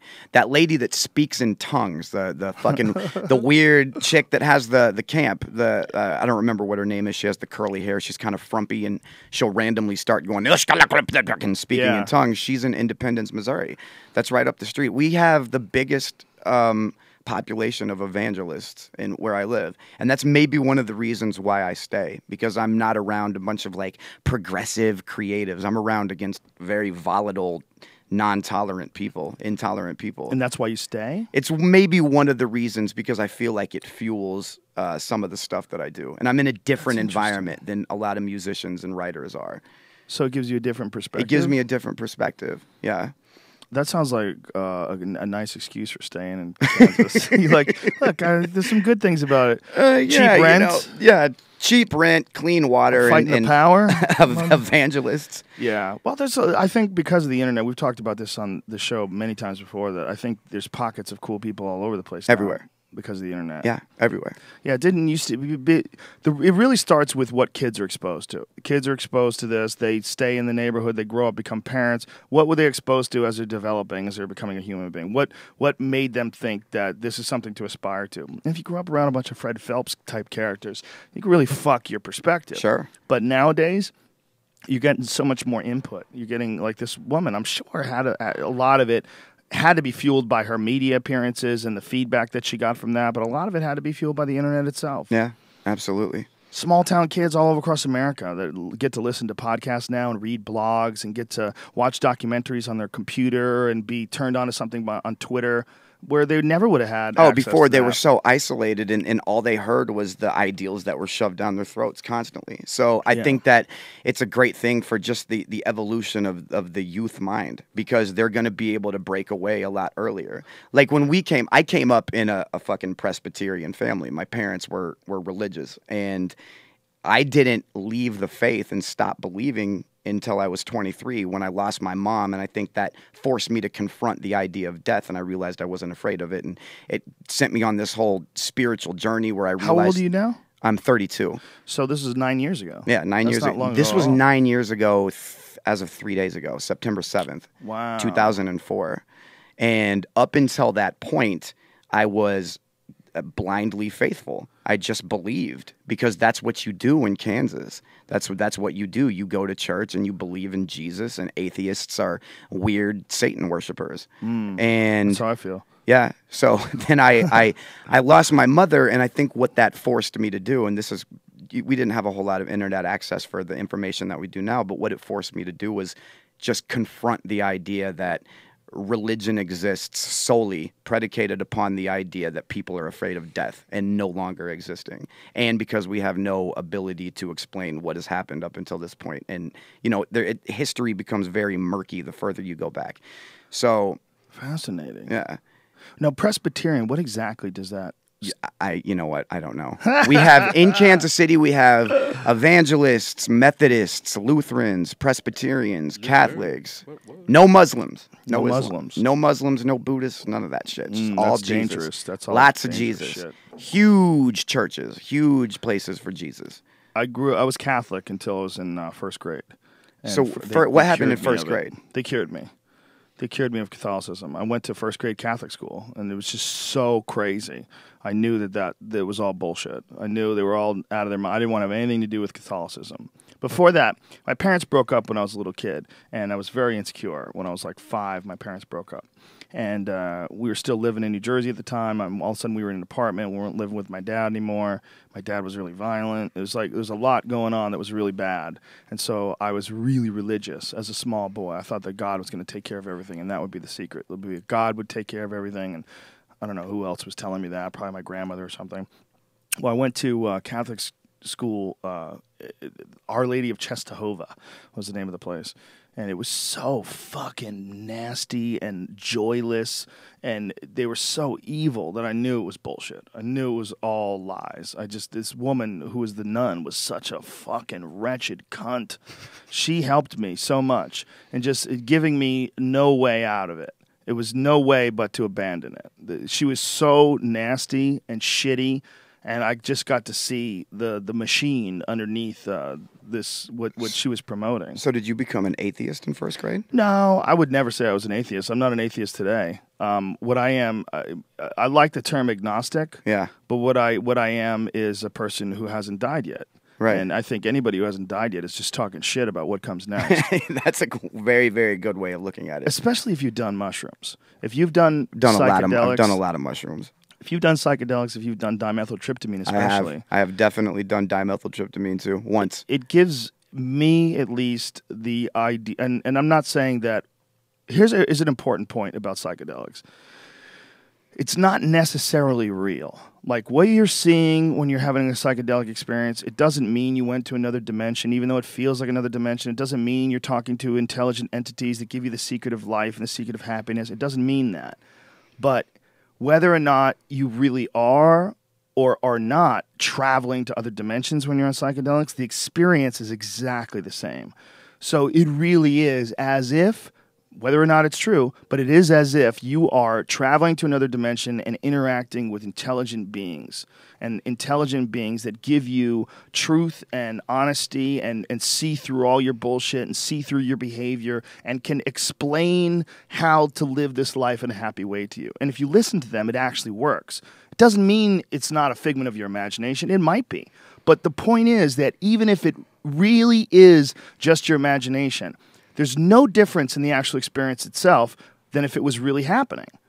No, The I completely experience agree. is the same. But do you think that, because when people talk about, like when I smoked DMT the one time that I did, and it was spellbinding. I mean, fucking, when you talk about going to another dimension, you really do. And I don't think it's like a figment of your imagination. I just think you enter parts of your consciousness that you are unable to access unless you do hallucinogens. It's all speculation. I've come to the understanding that there's a lot of people that try to define psychedelic experiences, and they try to say, well, this is what's happening. And a lot of them are like really intelligent people who are sort of skeptics, and they're kind of debunking the psychedelic experience. Right. And I've come to the realization that no one knows. No one knows, and no one will know unless we have a much, much, much deeper understanding of the actual human mind and consciousness itself. When they start having the ability to transport consciousness into other external devices, like an artificial body or something like that, things that people like Ray Kurzweil believe we're going to be able to do someday, then maybe they'll have a deeper understanding of what exactly the psychedelic experience is. But until right now, what we know is there's some chemicals. They pass through the brain-blood barrier, and then this really unpredictable pattern of images and experiences and feelings come up, and we don't really know what it is. But we do know that those experiences also happen when you're about to die. We know that those experiences happen in, people that are going through near-death experiences. Right. It's like sort of the same kind I've always of stuff. wondered if that's what a near-death experience was, is maybe the body thought it was going to shut down permanently and released all the DMT and then maybe revived. But you still get to experience that. It could be. I've always thought of that. Like, what if you shoot yourself in the head? If you shoot yourself in the head, is that like you don't get a chance to go to the Because next you just level? blast it all out of your head. Yeah. Or is it so good that it recognizes as the bullet hits your skull, it just bursts out? It's just like over a blink. Yeah, that'd be fucking amazing. Yeah. One thing I will say about psychedelic experiences, and I've heard you talk about this before, is invariably they always take me and guide me and hold me over any issues that I have in my life, and it's like a fucking giant magnifying glass. And the last time I ate mushrooms was about 3 years ago, and I had some issues going on with, I felt like I wasn't working hard enough, and I wasn't treating some of my friends and contemporaries with enough respect, and I ate mushrooms, and within like 10 minutes, it was on an empty stomach. I was having terrible fucking panic attack. And some people call it a bad trip, but I think it's actually a good experience because it was necessary and therapeutic for me. Invariably, this happens. And if I have no issues going on, I don't necessarily feel that way. So it's good for those things. I agree totally. That uncomfortable feeling is very important to me. It's terrible when it's actually happening, but it's such a growth experience when you go through it. And when it's done, it's like getting off of a roller coaster. You just kind of feel euphoric and relaxed, and you come out with a different peace of mind. Yeah. And anytime I've ever done them, I found any issues in my life that I could resolve in a healthier way, or at least had a better perspective on them. Yeah, those uncomfortable moments, it's almost like, you have a subconscious, and it just sort of gets filled. Your subconscious gets filled with this one bullshit thing that it's like, and then once you kill off the consciousness and enter into the psychedelic state, it's like, look, man, we got a backlog of bullshit that you've been saving up here in this warehouse. What do you want to do with it? And you're like, I didn't know it was all there. Well, I have a friend that was very heavily for 7-8 years addicted to OxyContin and tried to kick 30, 40 different times, didn't work. So he went down to St. Kitts and did ibogaine therapy. Yeah. And what I've heard about ibogaine in comparison to even DMT or acid is it fucking excavates everything that you have from when you were a child, even. Everything that you have, the deepest, darkest shit that you have buried, covered in cobwebs, and it brings it all out. And it resets your body. And people will come away not only not addicted to painkillers, but he stopped smoking cigarettes, stopped drinking caffeinated beverages, stopped eating any artificial sweetener or corn syrup, and just experienced very terribly painful memories from his childhood, and it almost cleansed him out entirely. Wow. And that's what ibogaine does, is it essentially resets your entire existence on a physical, mental, and emotional level. And so many people are, of course it's illegal here, but so many people are being saved from opiates and other addictive substances with it. Yeah, it's really kind of stupid. It's not just kind of stupid. It's incredibly stupid that it's illegal, and it's incredibly infantile. This country that we live in is really trapped. We are absolutely trapped by money, and we're trapped by influence of the people with money that want to continue making money, so they've stopped a bunch of things from being available, and psychedelics being a big one because they're so consciousness changing, and they can affect they can affect so much of the system, whether it be financial, whether it be political, governmental. When you incorporate something that can radically change consciousness almost instantly, like your friend immediately kicks cigarettes, kicks oxys, becomes this different person. Those type of radical shifts, you apply them to a population, and the number one issue that you're going to have is you're not going to be able to lie to those people as easily anymore. Right, absolutely. When people are lying to themselves, they're easy to lie to. And as soon as they're not lying to themselves anymore, they'll recognize when you're lying to them. You know, I'm really good at spotting bullshit artists. And one of the reasons I'm really good at spotting bullshit artists is because I don't bullshit. You know, I try to be very nice. I try to be as nice as I can, as much as I can. I really do put a lot of effort into that. But I'm not hearing it if you're full of shit. Yeah. You're not helping yourself. You're not helping me. I'm not trying to be mean to you, but I'm just saying that's nonsense. You know it's nonsense, and I know it's nonsense. Let's just stop right here. That's probably why you like psychedelics, because they don't tolerate bullshit. There's no bullshit. No bullshit at all. There's no bullshit in a pot brownie, bro.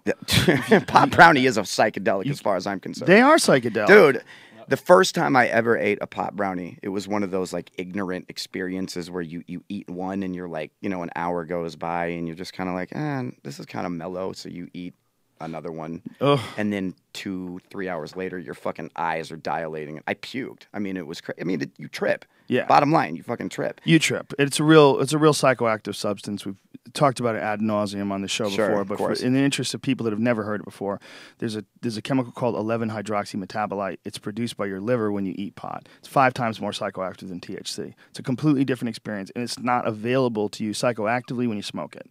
So that's why, like, I've given brownies to people before, and they go, dude, this was fucking laced, man. There's something else in here, man. No, that is what it happens. That is what happens when you get a hold of an edible marijuana product. My dad is 70 years old and hadn't smoked weed or anything since the 60s. And within the last 3 or 4 months, my stepmom is having a lot of nerve pain in her back. And they asked if I could acquire some marijuana for them. So I got him a little bit to smoke, and they enjoyed it. And his friend that he plays acoustic guitar with, they smoked one night, and to return the favor, he gave my dad some cookies. And my dad ate a cookie, and my stepmom ate a cookie, and it was the most fucking disastrous experience. I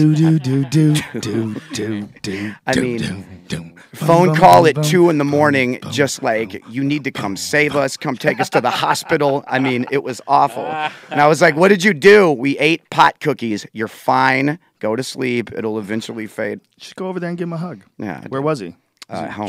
Driving distance from you? Yeah, he's driving distance from me. Go give him a hug. Nah, he's all right. He's all right. That's when you break out the fake thing. Like, just drink a cup of milk, and within 30 minutes, everything will be fine. Like, you have to almost trick them. Right. You know what I mean? have heard those before. Like, Yeah. I've heard coffee. That coffee is one of the best at killing pot brownie buzz. I heard Xanax. I wouldn't fuck with that. Nah, Xanax. That sounds like there's not enough like literature. Right. I don't think I would add that, because I know that people have done MAO inhibitors, and they've taken them with ayahuasca to like try to up the effects, or with mushrooms, or different things to try to up the effects, and it's disastrous. Yeah. Like chemical, pharmaceutical, MAO inhibitors, because you know ayahuasca is a combination of orally active DMT. Which becomes orally active because of this thing called harmine, which is an MAO inhibitor. It's really an incredible chemical concoction that they figured out how to do in the Amazon, where they take the leaves of one plant and the vine of another, and they combine the two of them, because monoamine oxidase, which is MAO, kills DMT in the gut. So when you eat it, normally it gets squashed before it ever gets into your blood system. But this stuff is an MAO inhibitor, so it inhibits. So when you eat it. Yeah. So people have tried to fuck around and go, oh, hey, you know, my mom's on MAO inhibitors for X disease, whatever. I'll just take those with it. And apparently it's like the worst experience you could ever have in your life. Like, it erases your memory of how to like move your toes and shit like that. Like it can really fuck with you. Yeah. So I wouldn't fuck with Xanax and pot brownies unless you really. I know wouldn't what you're fuck doing. with Xanax in general. That is a severely dangerous drug. That I mean, there is anything that will kill you if you withdraw from it. I mean, you know. My wife has a friend that's very religious and very anti-drug. Would not do drugs. My Christian goodness. Christian We don't Scientist? even drink. Mormon. We don't even drink and take Xanax every night. What? Exactly. Like my wife will be having conversations with her, and bitch will just drift off into like blah blah talk. And there's this, and she's like, "Hello, are you there? Like, what's going on over there?" Oh no, nothing. Just took a Xanax. Took a Xanax. Isn't Xanax what they Xanax. prescribe to people that have a fear of flying? Yes. Yeah. Because my sister takes it before flying. Well, Dom Herrera takes it every day. Yeah, that's right. Yeah, Dom has a Xanax issue. He takes it every day. He likes to, Like recreationally or a little bit of both? Sure, he's got some sort of a prescription, but he likes to booze with it too. That shit is, that's even more dangerous than like opiates or meth, because if you quit those too abruptly, any I think it's benzodiazepine is how you say it. Yeah. Xanax, Klonopin, shit like that. If you quit those too abruptly, your body will shut down. Yeah, what the fuck, man? And they're everywhere. Yeah, That's and they're what's like really one of the most crazy. prescribed drugs. Yeah. All the popular drugs, Adderall, Oxy, Xanax, these are the things they're the absolute worst for you, but they're the most popular. Yeah, those are the ones. They're bringing all the money in, and that's why ibogaine is illegal. Because if people start taking ibogaine, they're going to stop taking all those other drugs. Well, it's also because they don't even want to open up the dialogue for Schedule I substances. Right. Any of these drugs that were made illegal during the sweeping psychedelic legislative acts of 1970. That's when the psychedelic drug laws were passed. They were just trying to stop the hippie movement. They were like trying to squash everything. So they made everything illegal. Well, a lot of people don't realize that before 1970, acid was legal. Mushrooms were legal. You could get a hold of these before things. 1970? 1970. Yeah. Wow. Yeah, let's pull it up. Psychedelic Drug Act of 1970. Psychedelic Drug Act. That'd be so awesome if it was legal. Well, it would change the world, and it did change the world. And there's a reason why if you go and listen to Buddy Holly and then you listen to Jimi Hendrix, you're only dealing with a 10-year difference, and it might as well be a billion. I mean, listen to Voodoo Child and listen to Love Me Do, and realize that this is you're dealing with just a few. I mean, not Love Me Do isn't a great song, but the early Beatles stuff, it's like so simplistic, it's so different. And then listen to the White Album. Mm-hmm. Listen to some of the shit that they did once they were obviously tripping. Mm-hmm.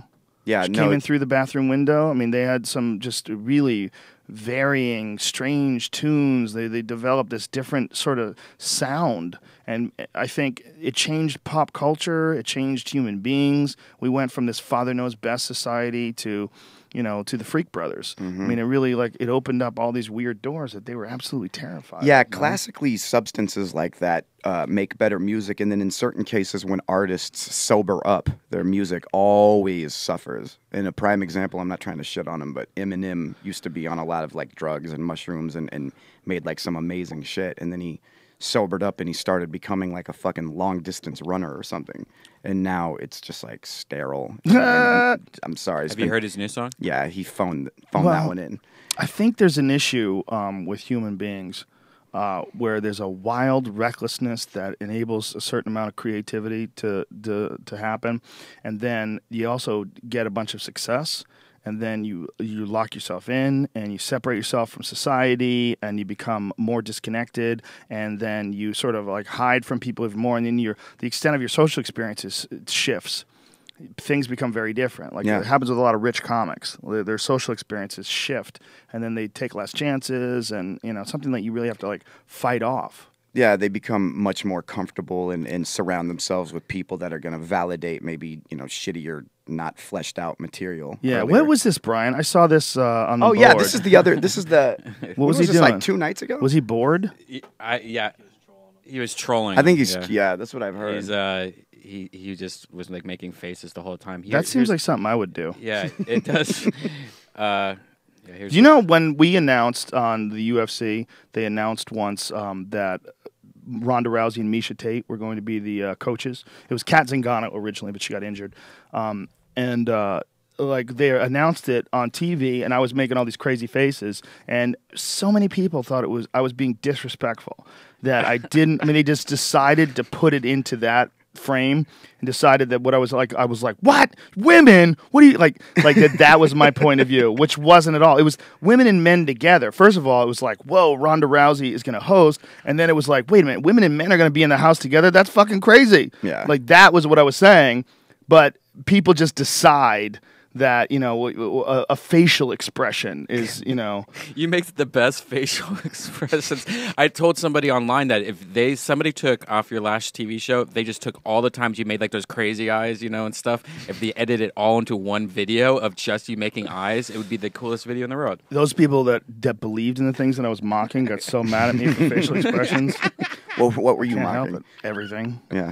That's the problem with doing that show. I really enjoyed doing that show, and Sci-Fi was really awesome to work with. They're great people, and I really like those guys. But the real problem with doing that show is unless you're talking about a real subject like transhumanism, like the idea of technology replacing human bodies and things along those lines, sure, or infectious diseases, something that was real that we actually could study, then you're talking the same type of people. These really nutty white guys who believe in a bunch of nutty shit that is probably pretty easily disproven. Right. If it's not easily disproven, it's at the very least marginalized fairly quickly. Like there's things that cannot be disproven, like alien life, which I believe in. Well, of course. Yeah. I mean, I think you kind of be stupid. Not only do I believe in it, just because a lot of people think that I didn't believe in it from doing that show. They were like, you know, oh, you know, you think you're above it. And you don't even believe in aliens. You know how stupid that is? Like, that's not true at all. I absolutely believe that there could be alien life out there. I absolutely believe there's most likely alien life. In fact, Neil deGrasse Tyson, when he was explaining infinity, and was such a mind fuck, but he said infinity is so enormous that not only has everything on Earth in its exact order has happened on another planet somewhere else in the universe, but it's happened an infinite number of times in the exact order. That's how big infinity is. Then infinity literally has no end. So if it can happen here, and if these words, these stumbles, these these have taken place in the exact same order, the exact same movements of my hand. There's been an incarnation of this podcast in this right now. I'm touching my fingernails together for no reason whatsoever. I've done that somewhere else in the universe at the exact same time. That is fucking insane. Order. Yeah, that's how big infinity is. It's so big that it eventually it overlaps and it happens again. The exact pattern of what's happening now. Not only that, it happens an infinite number of times. That's fucking crazy. Yeah. Because I've heard that podcast, and the one that I thought was nuts was when he talks about if you go through a black hole and then you watch the fucking universe slowly that one's a little crazier. Yeah, all of it's crazy. Well, there's the thing that these quantum guys are saying now is that inside every black hole is potentially a whole nother universe, and that what a black hole may be is a doorway to another universe, and these other universes might have completely different laws of physics. They may be and they might be exactly the same. It might just be a fractal thing where inside every black hole is another universe with hundreds of billions of galaxies, and inside each one of them is another black hole. They found out, like, I think it was the beginning of the 21st century or close to it, they found out that inside every, when you look at a galaxy, the center of every galaxy has a supermassive black hole that's like, I think it's 0.5% of the entire mass of the galaxy. So the bigger the galaxy, the bigger the black hole. They exist in every single galaxy. And they're like, well, this is madness. Like, we didn't even know this before. And now we have to figure out why it's there. And so the most recent theory, and they back it up with that crazy Goodwill Hunting math, where they have a chalkboard and right. and ends and with fucking pinatas on the top of them. And you're like, I don't even know what the fuck you're drawing. But they say that that's what their calculations have sort of revealed, is that most likely every galaxy has a gateway to another universe inside of it. Now, come on, man. Everybody knows that the Earth is only 7,000 years old. Of course. That's what you're growing up around, right? 100%. And I'm talking like family members, and I have had this discussion where they say, you know, no, it's about 6,900 something years old. Humans are fucking older than that, but that's what they believe. They believe it's called young Earth Christians. They believe in a young Earth.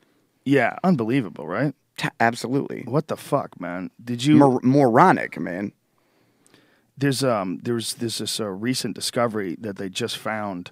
I want to say somewhere in South America. They're like drilling for. I put it on my Twitter. I'll try to see if I can find it real quick.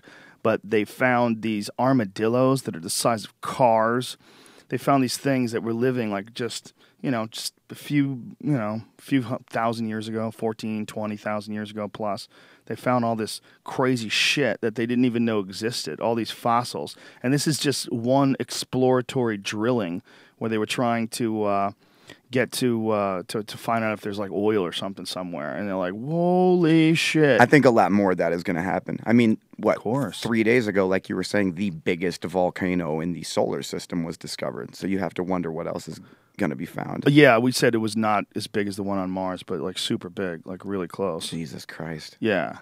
So imagine knowing all this and having the will to have this type of infinite imagination for what the universe is, and then being told that Earth is 7,000 years old and to get your clothes on because we're going to Sunday school.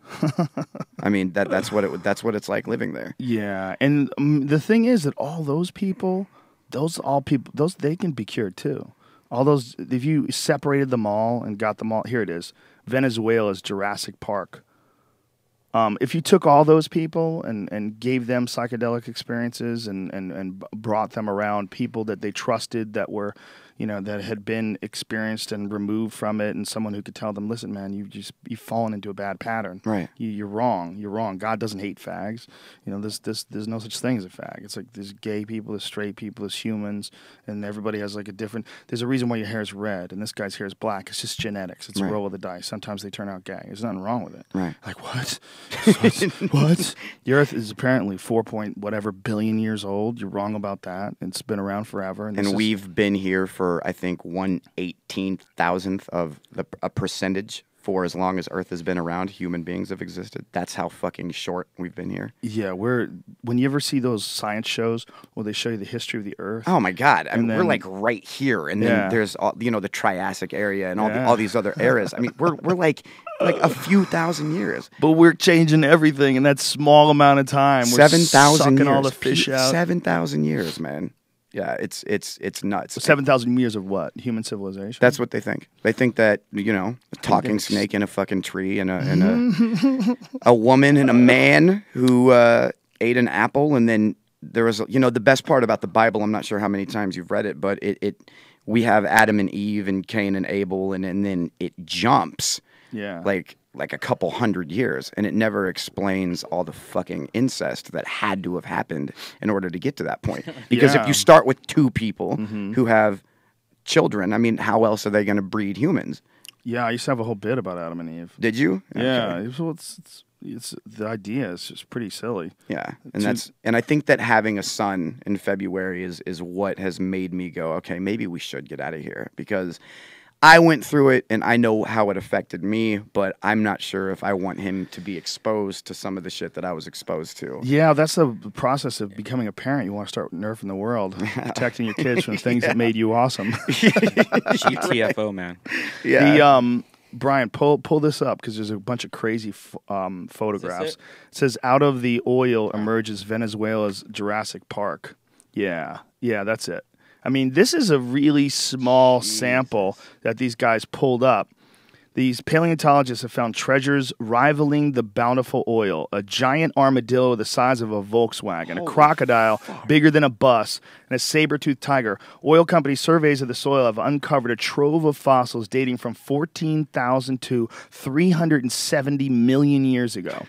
Many of the 12,000 recorded specimens from the different areas are now kept in a tiny office of the Venezuelan Institute for Scientific Research. This is incredible. The strong smell of oil. Look at that guy holding that fucking skull. This is amazing. A strong smell of oil fills the room as this guy opens a drawer of a filing cabinet to reveal the tar-stained femur of a giant 6-ton mastodon from 25,000 years ago. I got one tattooed on my hand. Well, how big is 6 tons? That's 18. That's 18. Yeah, 18,000. 18? 12. 12,000. 12,000 pounds. Yeah, a ton is 2,000 pounds. Right? Yeah. 12,000 pound animal? Uh-huh. Oh my God. How big is that? How big is a 12,000? How big is a regular elephant? How many tons is a regular maybe elephant? a couple. I don't know. Maybe More than that, right? you think? Big ass elephant? I don't know. I should probably look that up. But this is pretty incredible stuff because this is not like they went digging looking for fossils. They're looking for oil, and they're finding this shit. It's amazing. Really, really, really, really amazing. Okay. What's also lacking is reliable indication that man hunted the megafauna that we're finding. And lacking are also human fossils, which is really interesting. It's about twice the size, by the way. That mastodon is about twice the size of an elephant? of a big African elephant. God, yeah, damn. they're about 6 tons. So like a king fucking African elephant is 6 tons. And they were just walking around. They were just wandering around. Well, then you think about like Megasaurus or how many fucking tons did those weigh? Megasaurus. What's a Megasaurus? The Megasaurus is like the giant fucking version of a Tyrannosaurus. Hold on, I'm going to tell you how much these weigh. Jesus.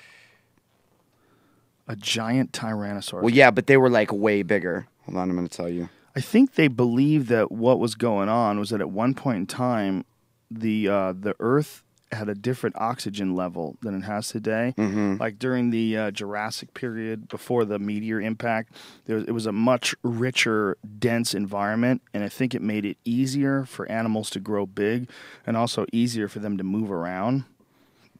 That makes sense. That's a Megasaurus. I don't think that's it. Yep, that's it.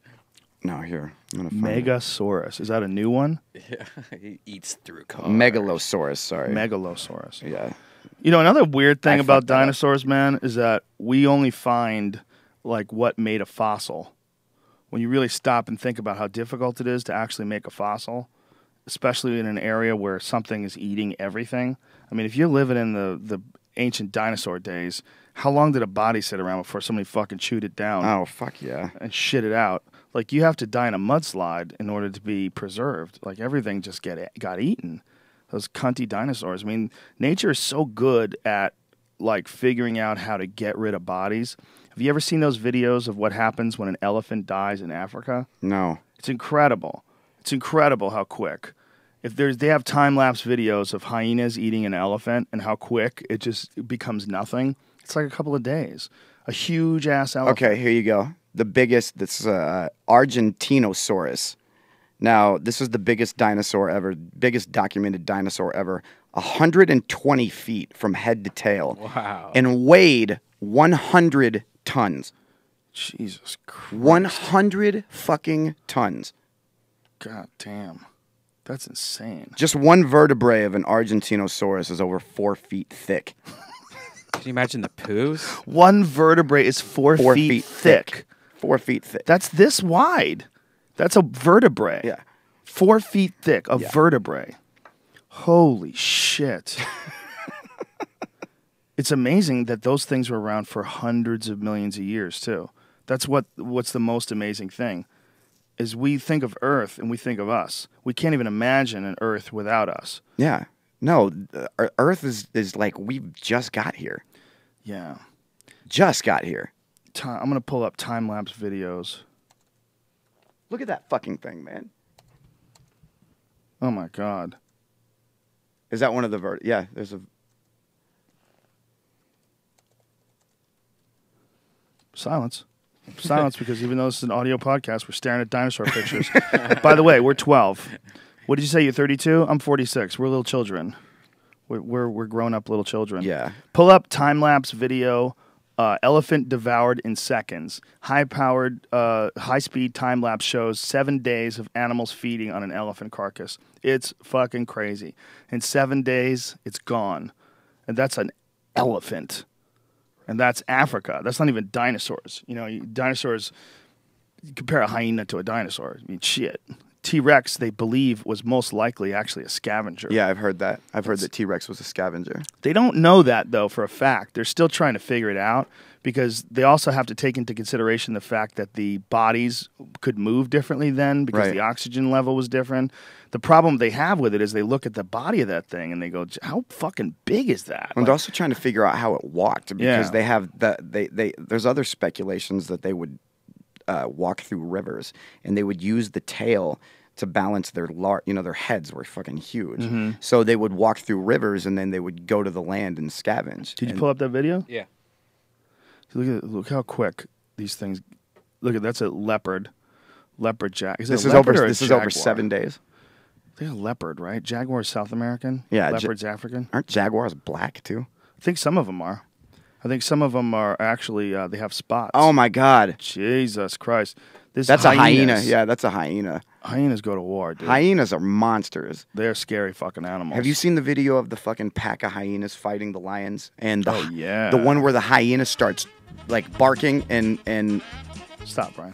The whole gang shows up. There's a hyena that's getting bested by a couple of lions. Yes. So you've seen that. It goes the to male lion shows up. Yeah. The giant one who kills hyenas. Well, then the fucking hyena goes and starts barking, and like 40 hyenas come from the mountains, and then they go and fuck these lions up. Yeah. Fascinating, man. They fucked up the female lions, and there's this one male lion that's enormous that they have like a nickname for him. You know, he who comes with thunder or some crazy shit like that. And he comes in and just fucks up all these hyenas and kills them and snaps their backs and shit. Have you ever seen the video of the this is one of my favorite YouTube. I'm sure you've seen this, but it's the bees that get addicted to alcohol. Yeah. And then the worker bees will rip their legs off so they can no longer be a part of the hive. Yeah. Yeah. How nuts is that? Yeah, very nuts, man. Fuck the wild. That's all I have to say. Fuck all that shit. Yeah. Pull up lions versus hyenas. It's the very first video. This is a confrontation between two eternal African enemies. See, when I was a kid, I used to think hyenas were like nice, like dogs. Like you could go up and pet one. They're so evil. There's a story of a woman who was, she was a trainer. She would train hyenas. And one day she got a limp. She like twisted her ankle. And these hyenas that had been listening to her and following her directions couldn't resist and just dove on her and grabbed a hold of her calf and clamped down on her. Took a chunk off of her. If they see you're limping, they literally can't help themselves. They can't help it. That's what their instincts are for. They're the cleanup crew. This isn't a good video. This isn't the one we wanted. Yeah. There's one that has the actual confrontation. Yeah. Lions versus hyenas, a terrible fight. That's it. Yeah, that's it. Yeah, that's a hard world, man. It's a hard fucking Scrabble world, living out there with lions and hyenas. But my point being is that we're not really totally sure of how many different animals were alive. We only have what got trapped in mud. We have a good amount of those over the course of hundreds of millions of years of dinosaurs, but it's very possible that a few slipped through and just were eaten. Well, the craziest thing to think is that 99% of all documented animals are extinct now in history. That's that's incredible. It is incredible. Or that up to 100 different species alone go extinct per day in the rainforest because there's so many different pods of the rainforest where just an isolated species could be living, like a mutant grasshopper or something, and they go extinct every single day. Yeah, when they find something like this, this crazy Venezuelan Jurassic Park type thing, and they find all these new animals, it's like you really have to wonder how many of these have not been found. I mean, how many? Yeah. They found that Hobbit guy just a few years ago. Yeah. In the early 2000s, I believe it was. What is that? Lucy? Is that what that was? No. Lucy was an actual ancient hominid that was like the ancestor to man. This is a completely different branch of the primate tree. These is like these humanoids, these little hobbit things. They live on this place called the island of Flores, and as recently as 14,000 years ago, these motherfuckers existed. They were 3 foot tall, tiny people. They used stone tools. They had like little tiny brains and little tiny bodies, but they looked fairly human-like. Yeah, they were like little hobbit people, and they were a real animal that lived alongside human beings through most of our history. Jesus Christ, man. They might even still be alive. That's what's interesting. Well, see, you know, I don't know, it was 10 years ago maybe, or maybe not even that long, where the helicopter over the Amazon found that small tribe of people that had... Turned out to be a hoax. That was a hoax? Yeah, the one they're painted red. And you're fucking with colors. me. That was a hoax? No, yeah, it was a hoax. Oh, Jesus Christ. That's terrible. I love that. I love that. I loved that story, too. Yeah, me too. Where they were like holding they were trying to shoot their arrows at the helicopter. It was at Universal Studios. Oh, Jesus. No, it wasn't at Universal Studios, but it was a hoax. I don't know why they hoaxed it. Why? I don't know. That sucks. Let's find out. Amazon natives hoax. Amazon. I didn't realize that was a hoax. Most Googled show ever. I can't believe that. I don't know Fukushima and what is it? And Amazon hoax? Yeah, there's a lot of shit you don't know, son. Damn, man. Get on that. Fake uncontacted Amazon tribe is a hoax. Oh. Turns out it's not entirely true. The photographer that took the picture, Jose Carlos, has admitted that the tribe has in fact been known about since 1910. He created the hoax in order to call attention to the dangers of the logging industry. Okay. Okay, but still. Okay, so let's say that it is true that they've only been known about since 1910. They're still real. And that still means that there's certain things that we probably have no idea are alive right now. I mean, even other forms of, smaller forms of humans or people that are further back in the evolutionary tree. That, I mean, there could be a small island with those little fucking hobbit people, like you were saying. Well, that's what they're saying, is that this Homo floresiensis, that's the actual animal, the actual human being that existed. It was 3 feet tall, and they lived off the island of Flores in Indonesia. Well, there's an animal that, or a thing that they call the orang pendek that these locals have been describing for decades, and it's exactly like this hobbit thing. Little 3 foot tall human being that until when they discovered this, I think they discovered it in I want to say 2003 or something. 2 studies. Okay, 2005 and 2007. So it's really fucking recent. And up until then, they thought this orang pendek was just bullshit. But the orang pendek now, they think, might be this Homo floresiensis that's living in very small, isolated numbers and hiding from people. Because if it's smart enough to be using tools and you're dealing with the jungle, this thing might actually be still alive. Any relation to Bigfoot? Yes, it's his cousin. It's his really sad cousin because Bigfoot can play basketball and all he could do is be a jockey. It's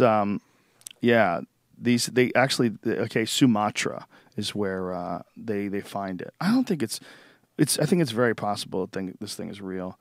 The animal has allegedly been seen and documented for at least 100 years by forest tribes, local villagers, Dutch colonists, and Western scientists and travelers. Consensus among witnesses is that the animal is a ground-dwelling bipedal primate that is covered in short fur and stands between 30 and 60 inches tall. It's basically the same size. Orang pendek is what it's called.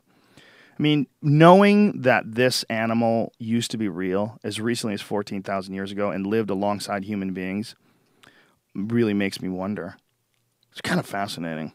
And again, it's look, completely fascinating. 2005. That's a blink ago. That's so recent. There's so much shit we don't know about what was here. It's kind of weird when you stop and think about it.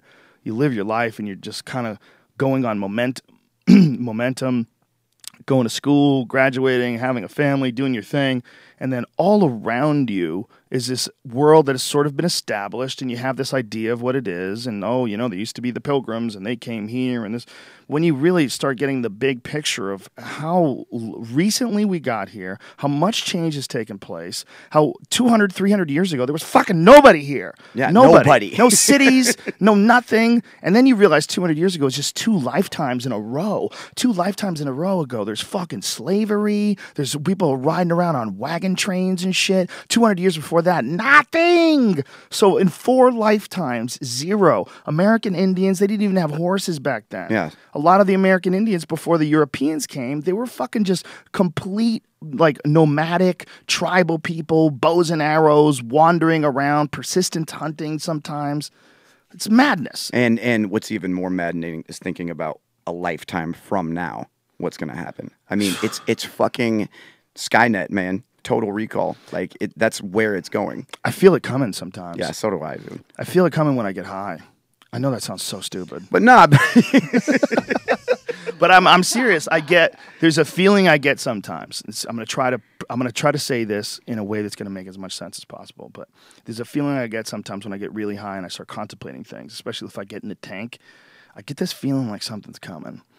I get this feeling like we're going, like as a society, as a culture, we're going to be overwhelmed by a new version of what we're experiencing now, a new version of technology that's shaping our lives right now, but a version that's so immersive and so that it drags us into it and makes us become a part of it so deeply that we never have a life like this again. And sometimes I really like take into account the life that we do live, that you can just shut off your phone, that you can just get in your car, turn the radio off, and just hear the engine as you drive up Mulholland and do whatever the fuck. That might be gone. There might be a time where Mac Lethal can never disappear, that you will always be tracked. I mean, someone will always know where you are. You will always be in touch. You will always be connected. You'll be always on, you know? That is 100%. It's coming. Yeah, that's coming. That freaks me out, man. Yeah. That freaks me out. Yeah.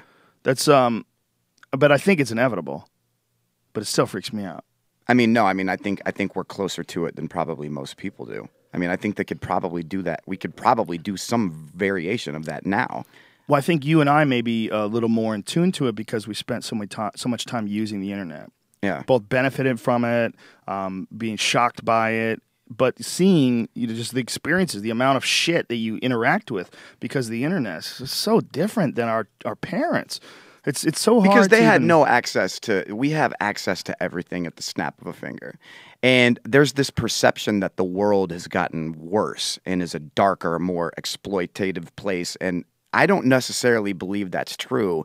I just believe that we're exposed to every facet, every artery of the world now, and we just now see how sick of a place it is, and it's made us hyper connected to everything that's always happened here. And when our parents were here and before the internet, they didn't have that type of access. They lived in more of a Pleasantville type of bubble. Yeah, and it's terrifying and fascinating equally. Well, I have a love-hate relationship with what's going on right now with our culture as far as the influence of very aggressive, progressive people, whether it is feminists, like radical feminism, sure, or whether it's veganism, or I'll make fun of that stuff a lot. But there's a part of me that recognizes that what we're seeing with whether it's radical feminism or fighting against transphobia or fighting against homophobia or any of these things, what we're seeing is a culture that's become aware of the imbalances in a way that's never been possible before. There's a level of communication that's never been possible before. Massive communities of online people who are, whether they're progressive or feminist or anti-transphobic or transgender supportive, they've formed like these aggressive communities that sometimes are a bit misguided in their approach for attacking people for beliefs that they believe, whether it's humor or whatever they feel like doesn't. Like I read this blog where this one person was like, attacking all transphobic humor online, and then part of me was like, okay, I see what she's doing, or she's trying to expose what she feels is gross behavior, but she's exposing it, and she is saying humor, and she's saying that it's lazy and it's this and that, and that's when I got to go, well, okay, look, everybody's funny. I'm funny. My head, I don't have any hair on it. I used to. I shaved it. I have a scar in the back of my head for where I had a hair transplant operation where they take the hair and they put it. It's stupid. Wait, what? I had a hair transplant. You had a hair transplant? Yeah, like in the 90s. So where they take and then they slice out of the back of your head like a piece of meat, and then they take the hairs and they just put them in. Yeah, they do like individual plugs. Yeah, it's ridiculous. So wait. What? How did that work? Doesn't work very well. I mean, it works a little. I had hair, obviously, but it was starting to fall out still. Like the other hair was starting to fall out. I was really? Like, now I'm left with these. What I described it as like taking a bunch of healthy people, moving them to a neighborhood where everyone's dying. Stupid idea. So they eventually die too. No, they don't die. They stay permanently because they're the hairs from the back of your head. The hairs from the back of your head are genetically programmed to stay. Right. That's why when dudes go bald, they still have that like weird thing at the back of their head. And so that's where the logic comes from, where they can move that here and keep. So, but why doesn't it? I don't understand why it doesn't work. It does work. It just doesn't work good enough. It's not good enough. The rest of the hair wants to fall out. So I was using Rogaine for that. And I was using Propecia before, but Propecia killed my dick hair. Really? Pressure killed my dickie, son. Wow, yeah, man. it didn't kill my dickie, but it did make my dickie as happy. Did you as ever it try could be. Nioxin? This is what I have. Yeah, that shit. It works kind of. It puts little. Nioxin- I found that Nioxin, because I have male pattern baldness too. I just wear a hat and grow it out back here, so it looks like I'm full of shit. But it gave me little baby hairs. Like it thickened it a little bit, but they weren't real hairs. They were. If it's going, hairs. it's going. It's gone. If it's going, it's going. It's out of here. You can do some stuff to keep it on, but man, it's tough action. And I always tell people that the back of my head is a public service announcement. Like if you could look at my scar and you could go, do you want one of those stupid things? That there's to remind you, don't do what I did. And I'm happy like this. I like having a shaved head. It's very liberating to me. Yeah, no, it's nice. Is it true that Anderson Silva's hair will not grow, or is that him trolling? Did he really burn all his hair off of his head with a hair product and when he was 20 years old? I have no idea. I never even heard that before. No, he says that he says he doesn't shave his head. He says he burnt all his hair off. Oh, he might be trolling. He trolls a lot. I know. He trolls a lot. He said, he used to have Steven Seagal in his camp. Now he's going to bring in Chuck Norris to fight Chris Weidman. I saw the second that. time. Not that Chuck Norris isn't an excellent martial artist and was a legit world champion. And if I was going to take martial arts instruction from people, I fucking for sure would take martial arts instruction Didn't he from train Chuck with Norris. Jean-Jacques Machado? Oh, yeah. He's a black belt under Jean-Jacques. Ah, he's badass then. Yeah. How do you my feel? lineage. What do you think about Weidman Silva too? I don't know. My point, what I was getting at before that, is we got really sidetracked. Sorry. But I would be happy to talk MMA with you. Sure. My point is, I make fun of myself. I make fun of everybody. And if you're going to call someone transphobic because they make fun of certain trannies, there's a fucking guy who's 50 years old, is 6'5", who's playing women's college basketball. If you don't make fun of that, you're an asshole. Okay? And if he doesn't realize that he looks ridiculous being a 6'5", 50-year-old man competing with 18-year-old girls and pretending he's a girl, or being a female now, I understand that, but the fact that you get a reset, he did all his college credits, he played all his college sports as a male, but then when you change gender, you get a reset and you're allowed to go in with 0. That's overly progressive. It's overly progressive. And my opinions on, there's a woman that has been competing as an MMA fighter that lived for a man, lived as a man for 30 years. Bullshit. It's total bullshit. Yeah, because its body is it's a man's body. Well, not only that, there's changes. There's absolute changes that take place, but the science that everyone's like trying to quote, like the really super progressive people are like, there's good science to support that, you really become a woman, you lose your bone density.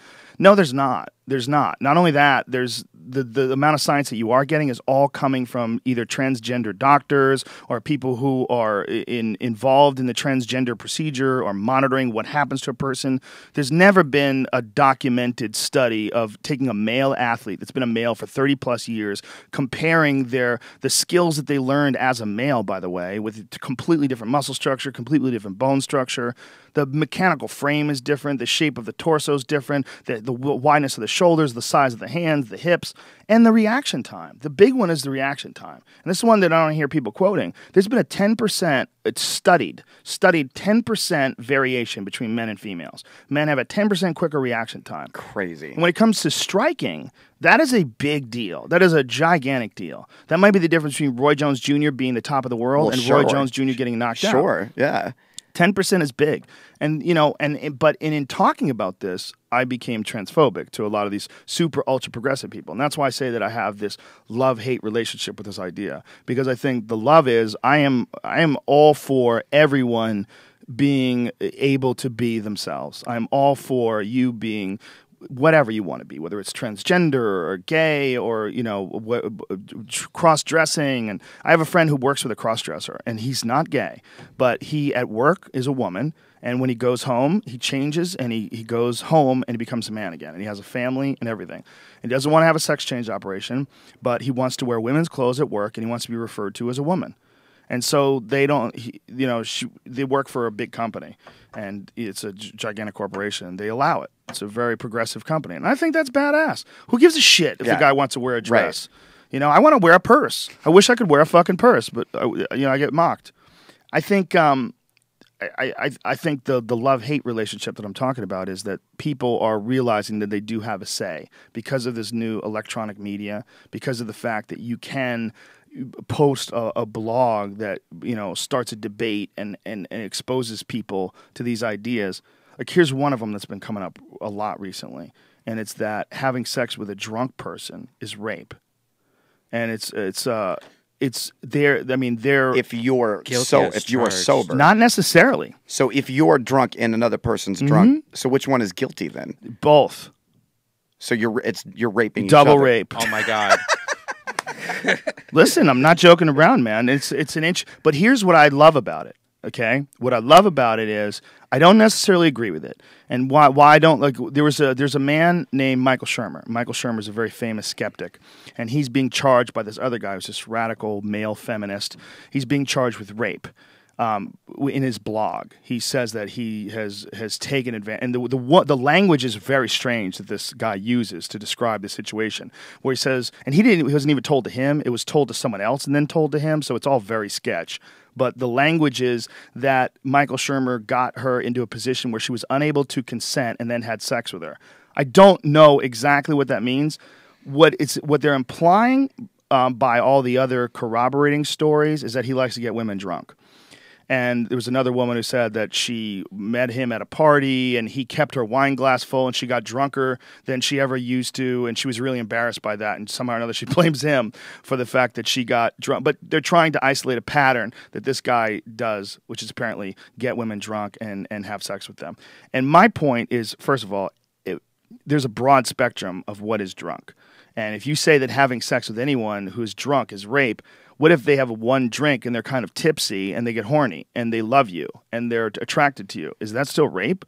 Like, that's bananas. Yeah. If it's 2 drinks, if it's 6 shots and a beer and you're fucking 100 pounds, yes, I would say that's rape. Like, if you're sober and that person's fucked up and you go, hey, don't worry about it, just lie down here. Right. Whoa, why are your pants coming off? Hey, why's my dick in your mouth? Still consider that rape? That's rape. Yeah, if you're sober and you're taking advantage of someone who's unconscious, that's fucking. Well, yeah, no, that's if they're unconscious. Yeah, they're lying on the bed, blacking out, and you're taking their pants off. I think that's rape. But I think it's hard to quantify. You know, if they have 6 shots and a beer, if they have an alcohol tolerance that's through the roof. I mean, how do you discern between what their alcohol tolerance is and how much they can handle? It's a good point. It's a good point. The idea is that at a certain point, you're impaired. You're impaired, period. And for you to take advantage of that person in that state, that's akin to rape. And what is interesting about this is, even though I don't agree with the blanket statement, is that they've forced the debate now. And they've forced this really age-old problem of creepy dudes getting women drugged and then having sex with them, which is fucking rape. Sure. How many people have you talked to that are female that think their drink got Mickeyed? I've been a part of it. I've seen it happen to a date. I took a girl out. It was one of my shows, one of my old shows when I was about 22 years old. A girl that I was with, a guy approached her and gave her a drink, and she was talking to him, and she ended up on her ass. I mean, couldn't think, couldn't see straight, couldn't stand up straight, and it drove me, and I had no idea what was going on with her. But within like a matter of 15 minutes, completely fucking inebriated, unable to speak, had to carry her home, woke up the next day, had no idea what happened. She got fucking roofied. Yeah, she got fucking roofied. It does. It happens all the time. Terrifying. It's not just roofies, it's GHB. They slip GHB into people's drinks and it conks them out. It happens all the time, all over the world. And it's sort of a thing that we know about but isn't discussed that often. And what I like about what these radical feminists have done is they've opened up this conversation. Sure. And now people are talking about it and they're debating it, whether or not it's true. Well, what is that, rape? That's rape? No, it's not rape. And in that argument, they force the dialogue, which I think is brilliant. And it's a legit dialogue, and it's an important subject because there are people that do drug people and take advantage of people. But to call any time 2 consenting adults have a few drinks together and then have sex, to call that rape, I think is fucking crazy. Yeah, I mean, like my wife and I will get a little tipsy together. And am I raping my wife? Dude, this woman on Twitter literally had a campaign and a blog post about it saying that people are sad on Twitter when they found out that they're rapists because they disagreed with her. And this blanket statement of any time, like even if it's your spouse, why do that if they can't consent? And what she's saying is if you're drunk, you can't consent. It's a fascinating argument. I don't agree with it, but it's fascinating that it's made people angry. It started this debate. It's got people talking, and that puts the energy on this very real issue. Sure. But another guy had an incredible point. Like, how could it possibly be that that's the only time where you're not responsible for your actions is sex? If I get you drunk and then you decide to get in a car and drive home, is it my responsibility? If you come over my house and we're both the same age, we drink wine together, and you get in your car and you slam into a tree, did I force you to drive drunk? If you're a man, no. If you're a woman, did I? No. Well, how does... If we're both drinking and then sex is involved, how are we not both responsible for, this situation? Is it considered aiding and abetting? I got in trouble when I was 17 years old. I got adjudicated of 2 felonies, which basically means I was 17 and not old enough to be convicted of them. And we were at a party on the first night of spring break at a house party with a bunch of my friends. I went to an alternative school, so there were a little more edgy, like Mexican and black gangster kids, and we were all there. And there was a car on the driveway, and a girl came into the party and said, there's 2 skinheads outside in this car. So 15, 16 of these dudes went outside and surrounded this car, and about 4 metal TPX bats came out of this garage, and they beat all the windows out of the car, jumped on the windshield, cracked it, got the guys out, beat the shit out of them. With bats? With bats. Whoa. Now, here's where it gets fucked up. So there was some like SWAT team test mission going on about 2 blocks away, and they heard what was going on. So we're all standing there watching these kids beat the ever-living fuck out of these skinheads. And I don't even know if they were skinheads. But all of a sudden, like 20, 30 cops roll up in bulletproof vests with fucking black fatigues on and machine guns and shit. Well, here's what's fucked up. I never laid a single finger on any of these kids, and I got in trouble because I had a cell phone in my pocket, and I didn't call the cops. And they called it aiding and abetting. Wow. And that's the same fucking logic. And I never understood, because our argument was, well, if I would have pulled my phone out to call the police, maybe one of the kids with the bat would have hurt me or hit me. It's very convoluted and fucked up. And I don't think that's the same logic, because... You can't be responsible for keeping track of how many drinks another adult has, especially like at a party. If someone's having a party at your house and you're all drinking together, and maybe you might not even know, but Mike had some whiskey and you didn't see him, and he got fucked up, and you thought he only had 1 glass of wine, you'd be fine. I don't think that's aiding and abetting. I think if you're in a bar, I think it becomes an issue. But I think my point was, if you see that they're drunk and then they get into a vehicle and you don't proactively try to prevent them or try to keep them there. That's an interesting question. I wonder what your responsibility is if they're coming from your house. Yeah. You might have some responsibility if you actually gave them the alcohol. But that's where I draw issue with it, because with it. There has to be at some point people have to have personal accountability. Absolutely. And personal responsibility for all adults, not just because you're a woman, you get to skirt it. No pun intended. Because the fact that you're a woman, it's not, that doesn't make any sense to me. If you're at a party and you have some drinks with someone, and someone keeps pouring you drinks, and then you try to accuse them of getting you drunker than you normally would, and you use that as sort of a corroboration that this guy likes to get women drunk. Sure. Like, man, you've made some fucking crazy leaps there. Yeah. It sounds to me like a guy's offering you drinks, which you apparently said yes to because you like drinking. Exactly. Like, there's some madness there. There's some madness. But it does... The thing I like about it, it does open up this debate of people being fucking creepy and drugging people and treating them as less than human so that they can just shoot loads into them. So you like, as long as all of these issues have an open and somewhat passionate dialogue going on, that's more what you're interested in. It does. They don't, though. That's what's interesting. These progressive blogs, the free thinking blog this guy puts it on, they stifle even civil debates so quickly and harshly. Anybody who thinks that this Michael Shermer guy is being unfairly accused and he doesn't have his day in court, and what about his point of view? You're supposed to be skeptical, and yet you've taken this second-hand account of a situation and posting it as evidence without talking to the other person, and everyone knows that personal experiences and the memories of personal experiences are extremely inaccurate. Not only that, there's a lot that happens when people sober up. They start attaching a bunch of remorse and all kinds of other shit to things, and sometimes people have a psychological ailment where it forces them to cause other people or blame other people for their own shortcomings. There's a lot. We all know a lot of people that do that. Yes.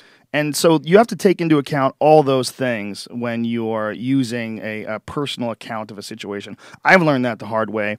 I've backed people up before and then found out that they're probably full of shit, you know, later on. Like, you're like, oh, well, why didn't you fucking tell me that? Like, you left that out, man. So this guy, I think, fucked up in doing this in a big way. But he did open the debate, and the debate is being, like, really passionately argued. I think he's also fucking up and showing why he did it in the first place by stifling any civil discourse on his own blog, calling them trolls and saying they're too stupid to enter into this debate. And there's all sorts of ad hominem attacks on anybody who has even a civil disagreement. I mean, the people that they've shown, like, a couple people have made videos of this showing how ridiculous the banning of people that disagree with no disrespectful language at all, just banned, you know, from this guy's board. Everyone is like super ultra supportive. And then I've looked on other boards and it's entirely the opposite. Yeah. Everyone is completely skeptical of this and saying that this is white knight horseshit to the extreme and that this guy's an attention whore and this is not skeptical. There's nothing skeptical or free thinking about this. And that this is also a problem with blogging about something is that you're not getting a dialogue. You're getting one person who gets to express themselves in a rambling, verbose way. Whereas if you're having a dialogue, someone can have a statement and someone can say, well, that's not true because of this. And then we'll go, oh, I thought that. No, this was actually the case. And now you've got a dialogue where you're trying to reenact the information as it actually took place. You're dealing with multiple parties. That's the only way to get a really accurate assessment of what happened. And even then it's skewed. People, one person will be more passionate. They'll be better at describing things. The other person, maybe their memory's not as good. And it's hard. It's hard to recreate a situation completely accurately, and you don't do it in a third-hand account on a fucking blog. You just don't. You don't get it. And to pretend that you do is asinine. And it shows me that you're using your fucking ego. And your ego has been involved in this discussion. Your ego to the point where you want your point to be absolutely correct and inarguable. And that's bullshit. But that's 99% of blogging. Yeah, but it shouldn't be that way when you're talking about a guy who's this guy's a professor. The guy's a professor, and the blog is called free thinking. I mean, it's so silly. It's like everything that free thinking isn't. It's like, here, you just failed an intelligence test in a massive, massive way because you think, and the arguments are so strange. One of them I saw, I've seen several, this one theme that keeps repeating itself over and over again is that even if this guy's unjustly shamed, like it may be necessary to protect women to unnecessarily shame people who are innocent. And I saw that and I said, that's crazy thinking because it's never necessary to unnecessarily shame somebody. That's not, you don't like throw out, that's like witch trial shit. You know, you don't throw out accusations of witchcraft unnecessarily so that you find the necessary witches and abolish them from your community. Like never. It's never okay to unnecessarily accuse someone of something they didn't do. So if they get unduly or unjustly accused, it's okay if a few women are safe. No, it's not. It's a massive injustice against one person who is unjustly accused of a crime that he absolutely didn't commit. I'm not saying that he did or he didn't, but that's a possibility as well. And it's not being considered at all by any of these people. And they're basing it on personal accounts and the guy's creepy and this and that. Like, maybe he is. He may very well be. But as a person who calls yourself free thinking, you have a responsibility, an absolute responsibility to be objective about this idea, and you're not being objective about it. You're looking at it through this massive, progressive, ideological standpoint. Fucking crazy, man. Yeah, it's interesting. Yeah, but I like it. What I like about it is not that this guy is being unjustly accused. What I like about it is that we're having these really interesting dialogues now that I don't think took place on a large scale before. And I find it, along with all the other things that are shaping human culture because of the internet, I find it all to be really, it sounds so pretentious to say it's so stimulating, but it is kind of stimulating. It's stimulating, it's fascinating, and it's all like bubbling up around us and changing at a rate that I don't think we're even recognizing, man. I think the rate is so rapid and so massive since 93, 94, whenever the internet became popular. It's the Wild West, man. It's craziness. Now, yeah. I mean, everybody has a platform and everybody has a voice and the ability to do it in a different or original way. And it's all about if they can draw the attention to themselves. And it's redistributing the power of who has a voice and who doesn't. And it's the fucking Wild West all over again. The roaring 20s of the digital era. That's what I've been calling it. Yeah. And that's how it feels to me. Yeah, man. It's like it's new, it's uncharted, and it's alive. It's electric. And all these different people, whether I agree with them or not, whether I think they're flawed or not, and a lot of them are flawed, and I'm flawed too. But this input and these new ideas that are encouraging all this debate and all this discussion, I think it's amazing. I think it's one of the most amazing events in our entire history, the history of our culture. I think it's our crowning achievement, as far as I mean, honestly. Yeah. I think it's we're dealing with one of the most unique times in human history. Sure. And it's just sort of snuck up on us. Yeah. And Mac Lethal, you're a part of it, bitch. I love it, man. You are, right? Everybody, all those YouTube people with their crazy edits, dude, they're a part of it couldn't too. like. There are major record labels that would pay that look at my YouTube channel as just an invaluable resource that would pay millions of dollars to be able to get the amount of subscribers I have, because they can't do it, because people aren't interested in them. People aren't interested in these huge record labels or these huge entities that produce, homogenized generic music anymore. And it's really rebellious. And like, for example, Russell Simmons just launched a YouTube channel called All Def Digital, and he's essentially throwing millions of dollars all over the place to try to beef up his internet presence and be a part of this. And I don't think he's going to be very successful doing it. Why? How come? He's just out of touch.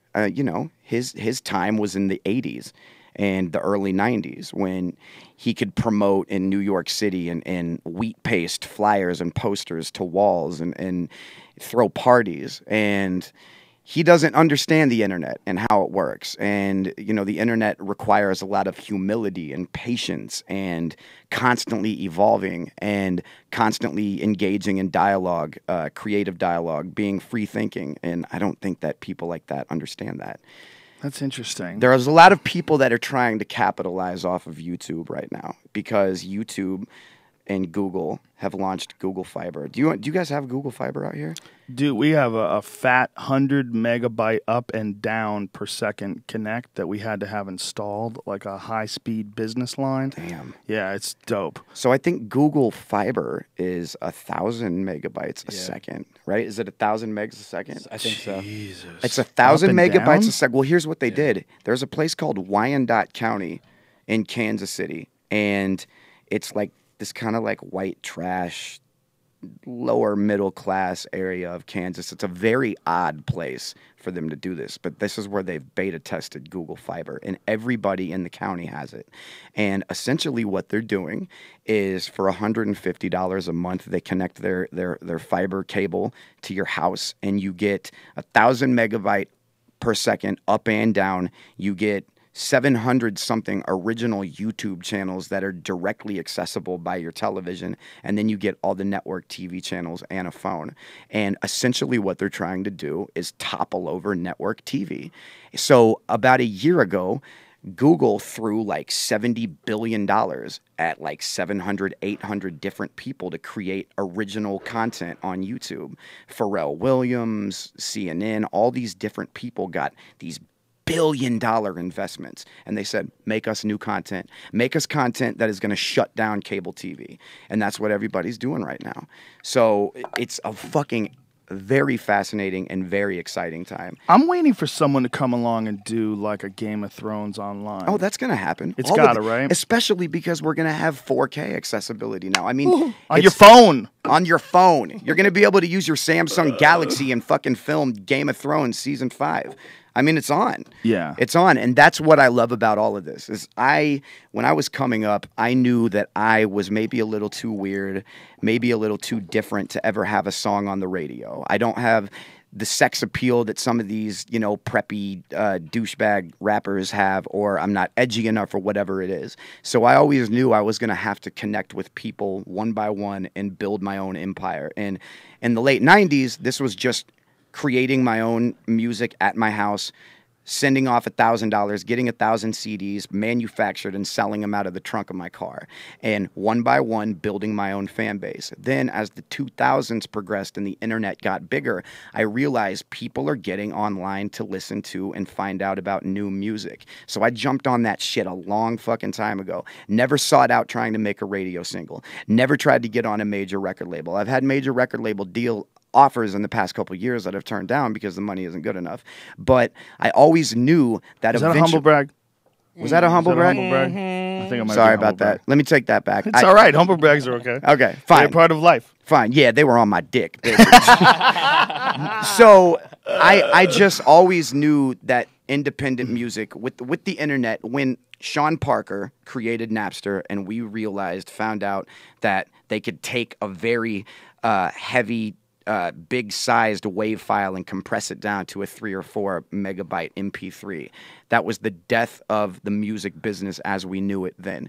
There was no way record stores were going to stay open. There was no way records and CDs were going to sell like they used to, and it was only a matter of time before the internet got more exposure, got faster, people got on new computers and could download music, and once that happened, it changed the game, completely revolutionized it. So all these major record labels and all these huge platinum-selling artists were completely shut down, and then people like me had a lane, and while we're not as big as, you know, some of these huge artists, Backstreet Boys or whoever the fuck, people like Immortal Technique, who I know you've had on here, or me, we're able to use things like YouTube to directly connect to our fans. And that's what's so exciting about Google Fiber is it's making it even better. We're going to be able to put money into the shit that we do and have fucking big, semi-decent productions. And we don't have to rely on any major record label, any television network, anything.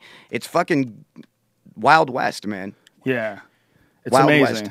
Yeah, well, we're getting legitimate sponsors now. We're getting like real companies and stamps.com They have and to. LegalZoom. They and don't shit have a like choice. that. Where else are they going to go? Well, not only that, we refuse to do like a real commercial. Like I don't really read it. I just sort of say their points, but I say it the way I want to do it. Yeah. And then I only do it in the beginning. I won't interrupt any of the pod. They wanted to stop. Like there's a lot of guys that are doing it now. They're doing it like a TV show. They stop every 15 minutes. Hey, that's an interesting point, Mac Lethal. You know what else is interesting? Stamps.com. If you have a business and they're doing it that way, and I don't want to do it that way. And Well, you don't have to. we don't have to because we didn't. And because it sort of became something very popular without that. Yeah, and as long as you have the people paying attention, that's all that matters. Yeah. You're directly connected to them and you don't need them. You just don't need them. And that's what I've used YouTube and Facebook and Twitter to do, is just get my weird music out there and my weird blogs out there, and a lot of people like them. And that's what's so fucking cool about it. Yeah, I liked them. That's Thank very, you. very cool about it. Yeah, I mean, I appreciate it. We're both a part of that sort of thing where people found something that they just liked. I've done a lot of different things, whether it's Fear Factor or News Radio or the UFC or what have you, but I don't really use any of those things to promote this podcast. I never have. This podcast sort of kind of found itself pretty organically. And that just, you know, I don't know how it happened. It just sort of happened. Do you feel that from your days on Fear Factor to now that you've had several stages of reimagining your image, or maybe that you've exposed yourself in different platforms so people learned more about who you are? Like, because when I used to see you on Fear Factor, I would have never guessed that you would fucking get in an isolation tank and take 4 grams of mushrooms and think about, you know, all of us having a collective conscious or something. But then the more I learned about you through YouTube, because you were on YouTube real early, and I would just see these videos and be like, dude, this dude is dope.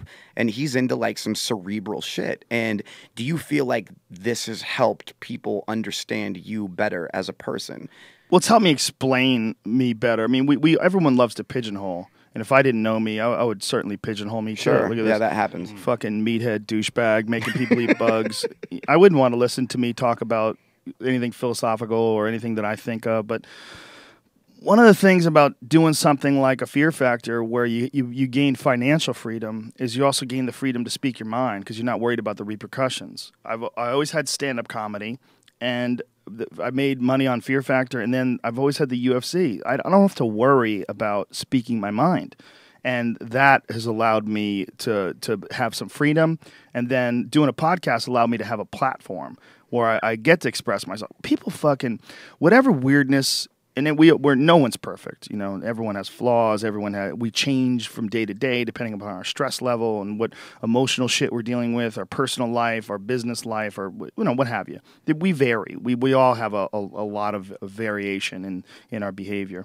But when you talk to someone or you hear someone talk for hours and hours and hours and hours over the course of X amount of years, you get an idea of who the fuck they are. Right. You really do. You really do get. They can't hide. You can't hide 3 hours a day, every fucking day. You're going to expose yourself.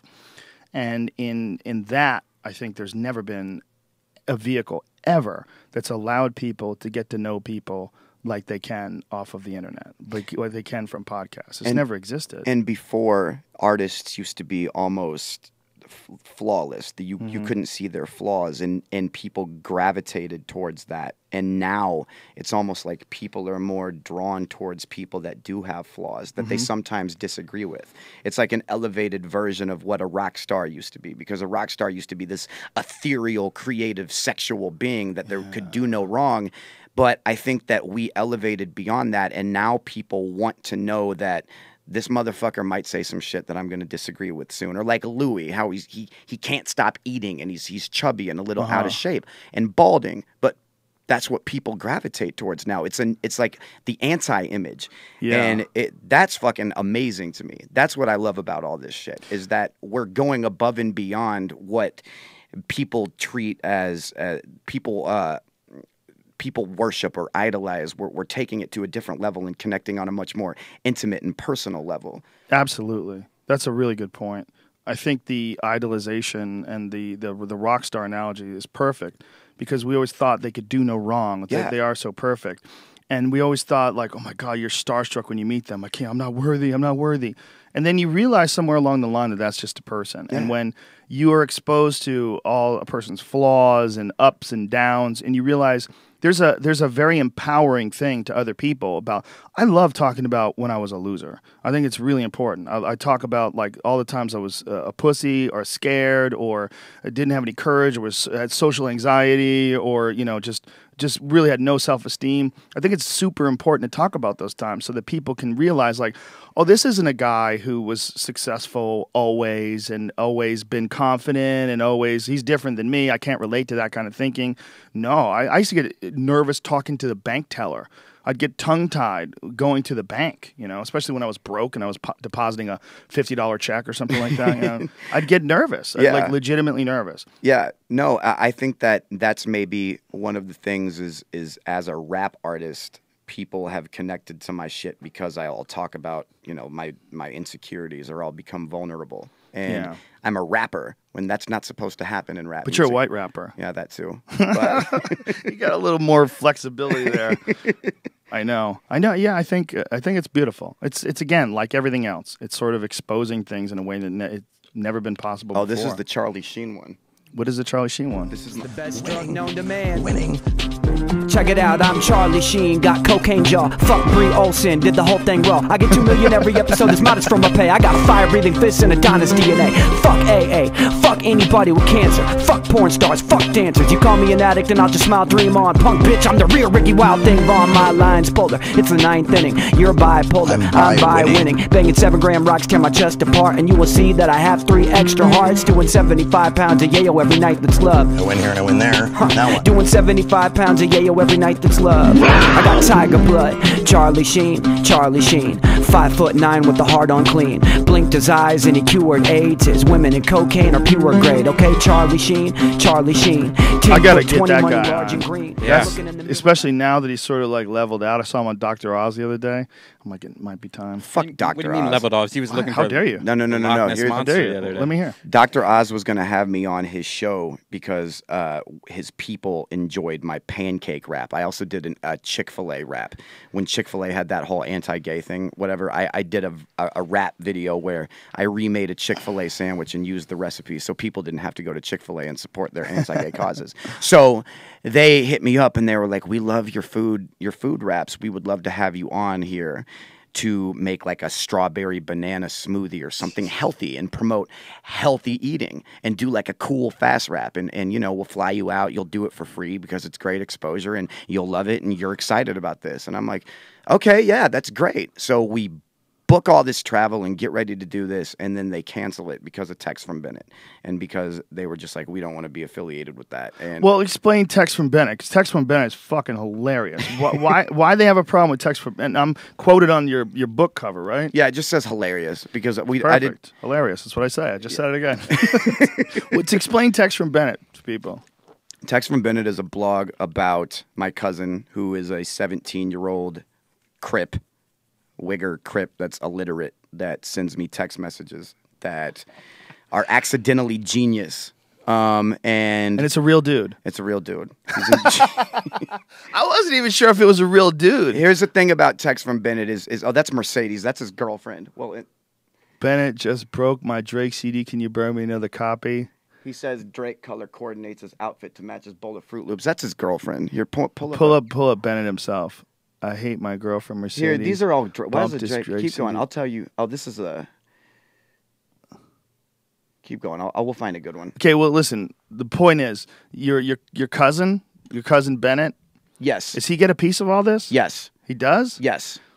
How do you like? What do you do with him? Do you get him fucked up on Mad Dog 2020 and tell him, hey, why don't you send me a text, bitch? I need to write. We worked it out for my aunt, his mother. Uh-huh. We take care of. I take care of his aunt instead of him. Oh, he worked it out with you that way? Yeah, I worked it out with him that way. It was it was your call? Yeah. So, and he was willing to do that? Yeah.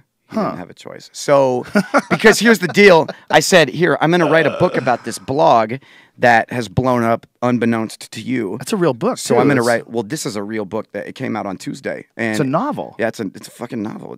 It's Simon & Schuster released it. It's in fucking bookstores right now. It just came out. And I got to tell the recount the summer where they came to live with me. And a network, which I can't say, has expressed serious interest into optioning it. And how gross is that statement? You just went Hollywood on us. I didn't mean a to network has expressed serious interest. I'm sorry. We're back in that Kevin Bacon movie. God Did you ever see that Kevin Bacon movie about what was that movie called? It's a great fucking movie. Flatliners is a good movie. No, that's not it. It's a Kevin Bacon movie about Hollywood. What is it called? LA Confidential. Don't be stupid. Just try to find it. Kevin Bacon movie about Hollywood. Yeah, you should use two hands because I am, and I can do it quicker than you. And yeah, but I have left hand on changing cameras. Oh, you could stop that for a moment. I can't find the name of it, but it was a really good movie, and it's the movie where Terry Hatcher looked the hottest. Terry Hatcher was so ridiculously hot back then that a girl that I was dating actually got mad that I said she was hot, which I always find to be... The Big Picture? Yes, The Big Picture. How am I supposed to know that? It's a great movie. It's a great movie about Hollywood, about how it's all... And they would say that. Strong interest in optioning. I didn't mean it like that. It's like, you're a director. That's funny. Mike, our waiter, is a director too, aren't you, Mike? And like when he applies for a job as a server at a restaurant, it's like the idea is that everybody's trying to, make it in show business. But Terry Hatcher was so hot in that movie. And someone said, how hot was this chick? I go from a 1 to 10, 10 being Terry Hatcher in that movie. In, what is it? A Big Picture. I go, that's about as hot as a human being has ever been.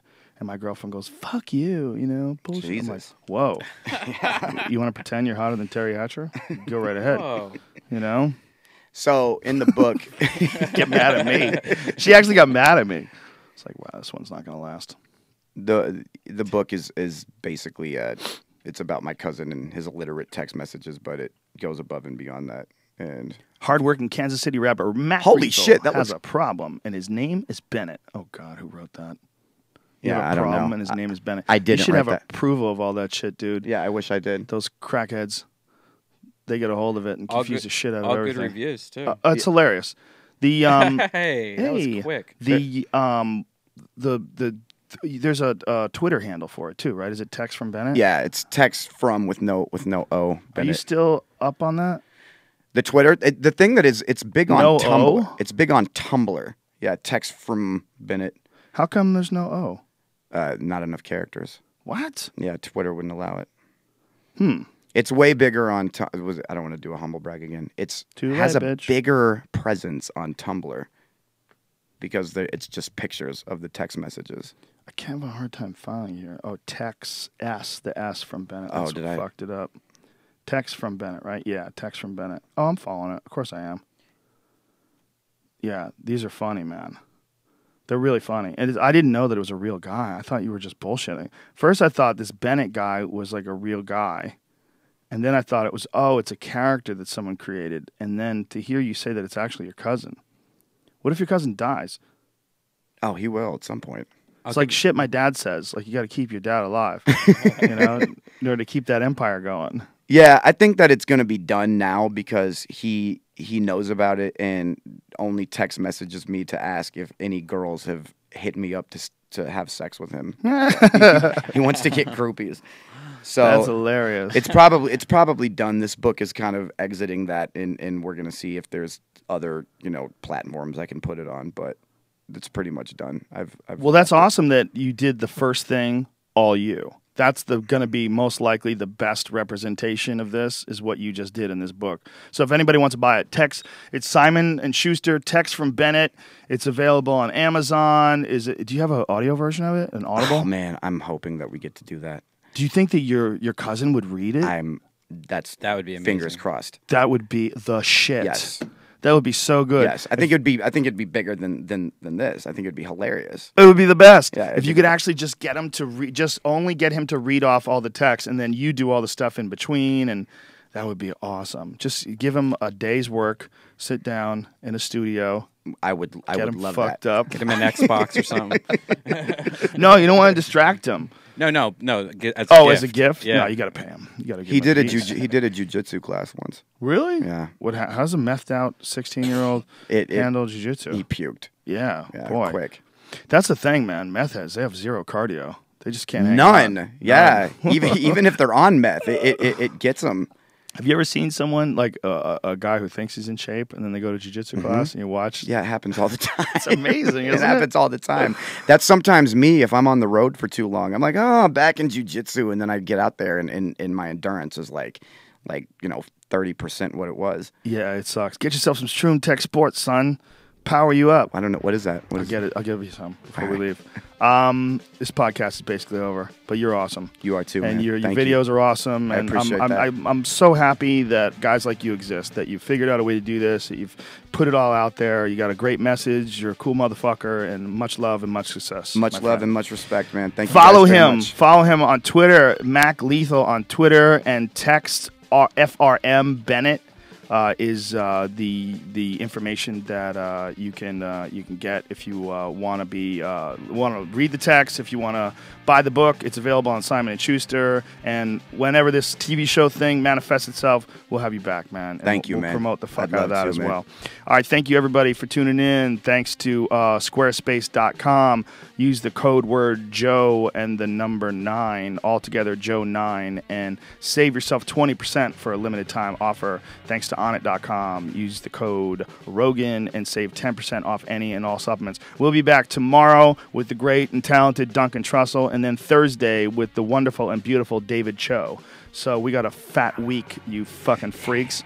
Next week we got Tom Segura. We're gonna get on Matt Fultron. We're gonna expose the world to some new bad motherfuckers that are on the rise. And much love to everybody. Thank you, everybody who came out to the Ontario Improv. Thank you, everybody on Twitter and Facebook and all that shit. And just keep pushing out that love, folks. Push it out. Can I do one more thing? Yes. I have a Q&A at 4:30 at some fucking bookstore in LA. And beautiful. And Where I is have it? I'll find out. You gotta tell people. And I have Find a it. show tonight at Whiskey A Go Go. What? Oh, nice. Madness. Yep. Tonight? Tonight. What time? Probably like 9 We might o'clock. go. I might go. Let me know, man. Let That'd me be find awesome. out what the fuck I have to do tonight. That'd be God awesome. damn it. Shit just got crazy. I just booked the Ontario Improv. I'm starting to do one of the things that happened with doing this TV show. I haven't been doing as much stand-up as I should, and I had one rusty set this weekend, Saturday Night Late Show.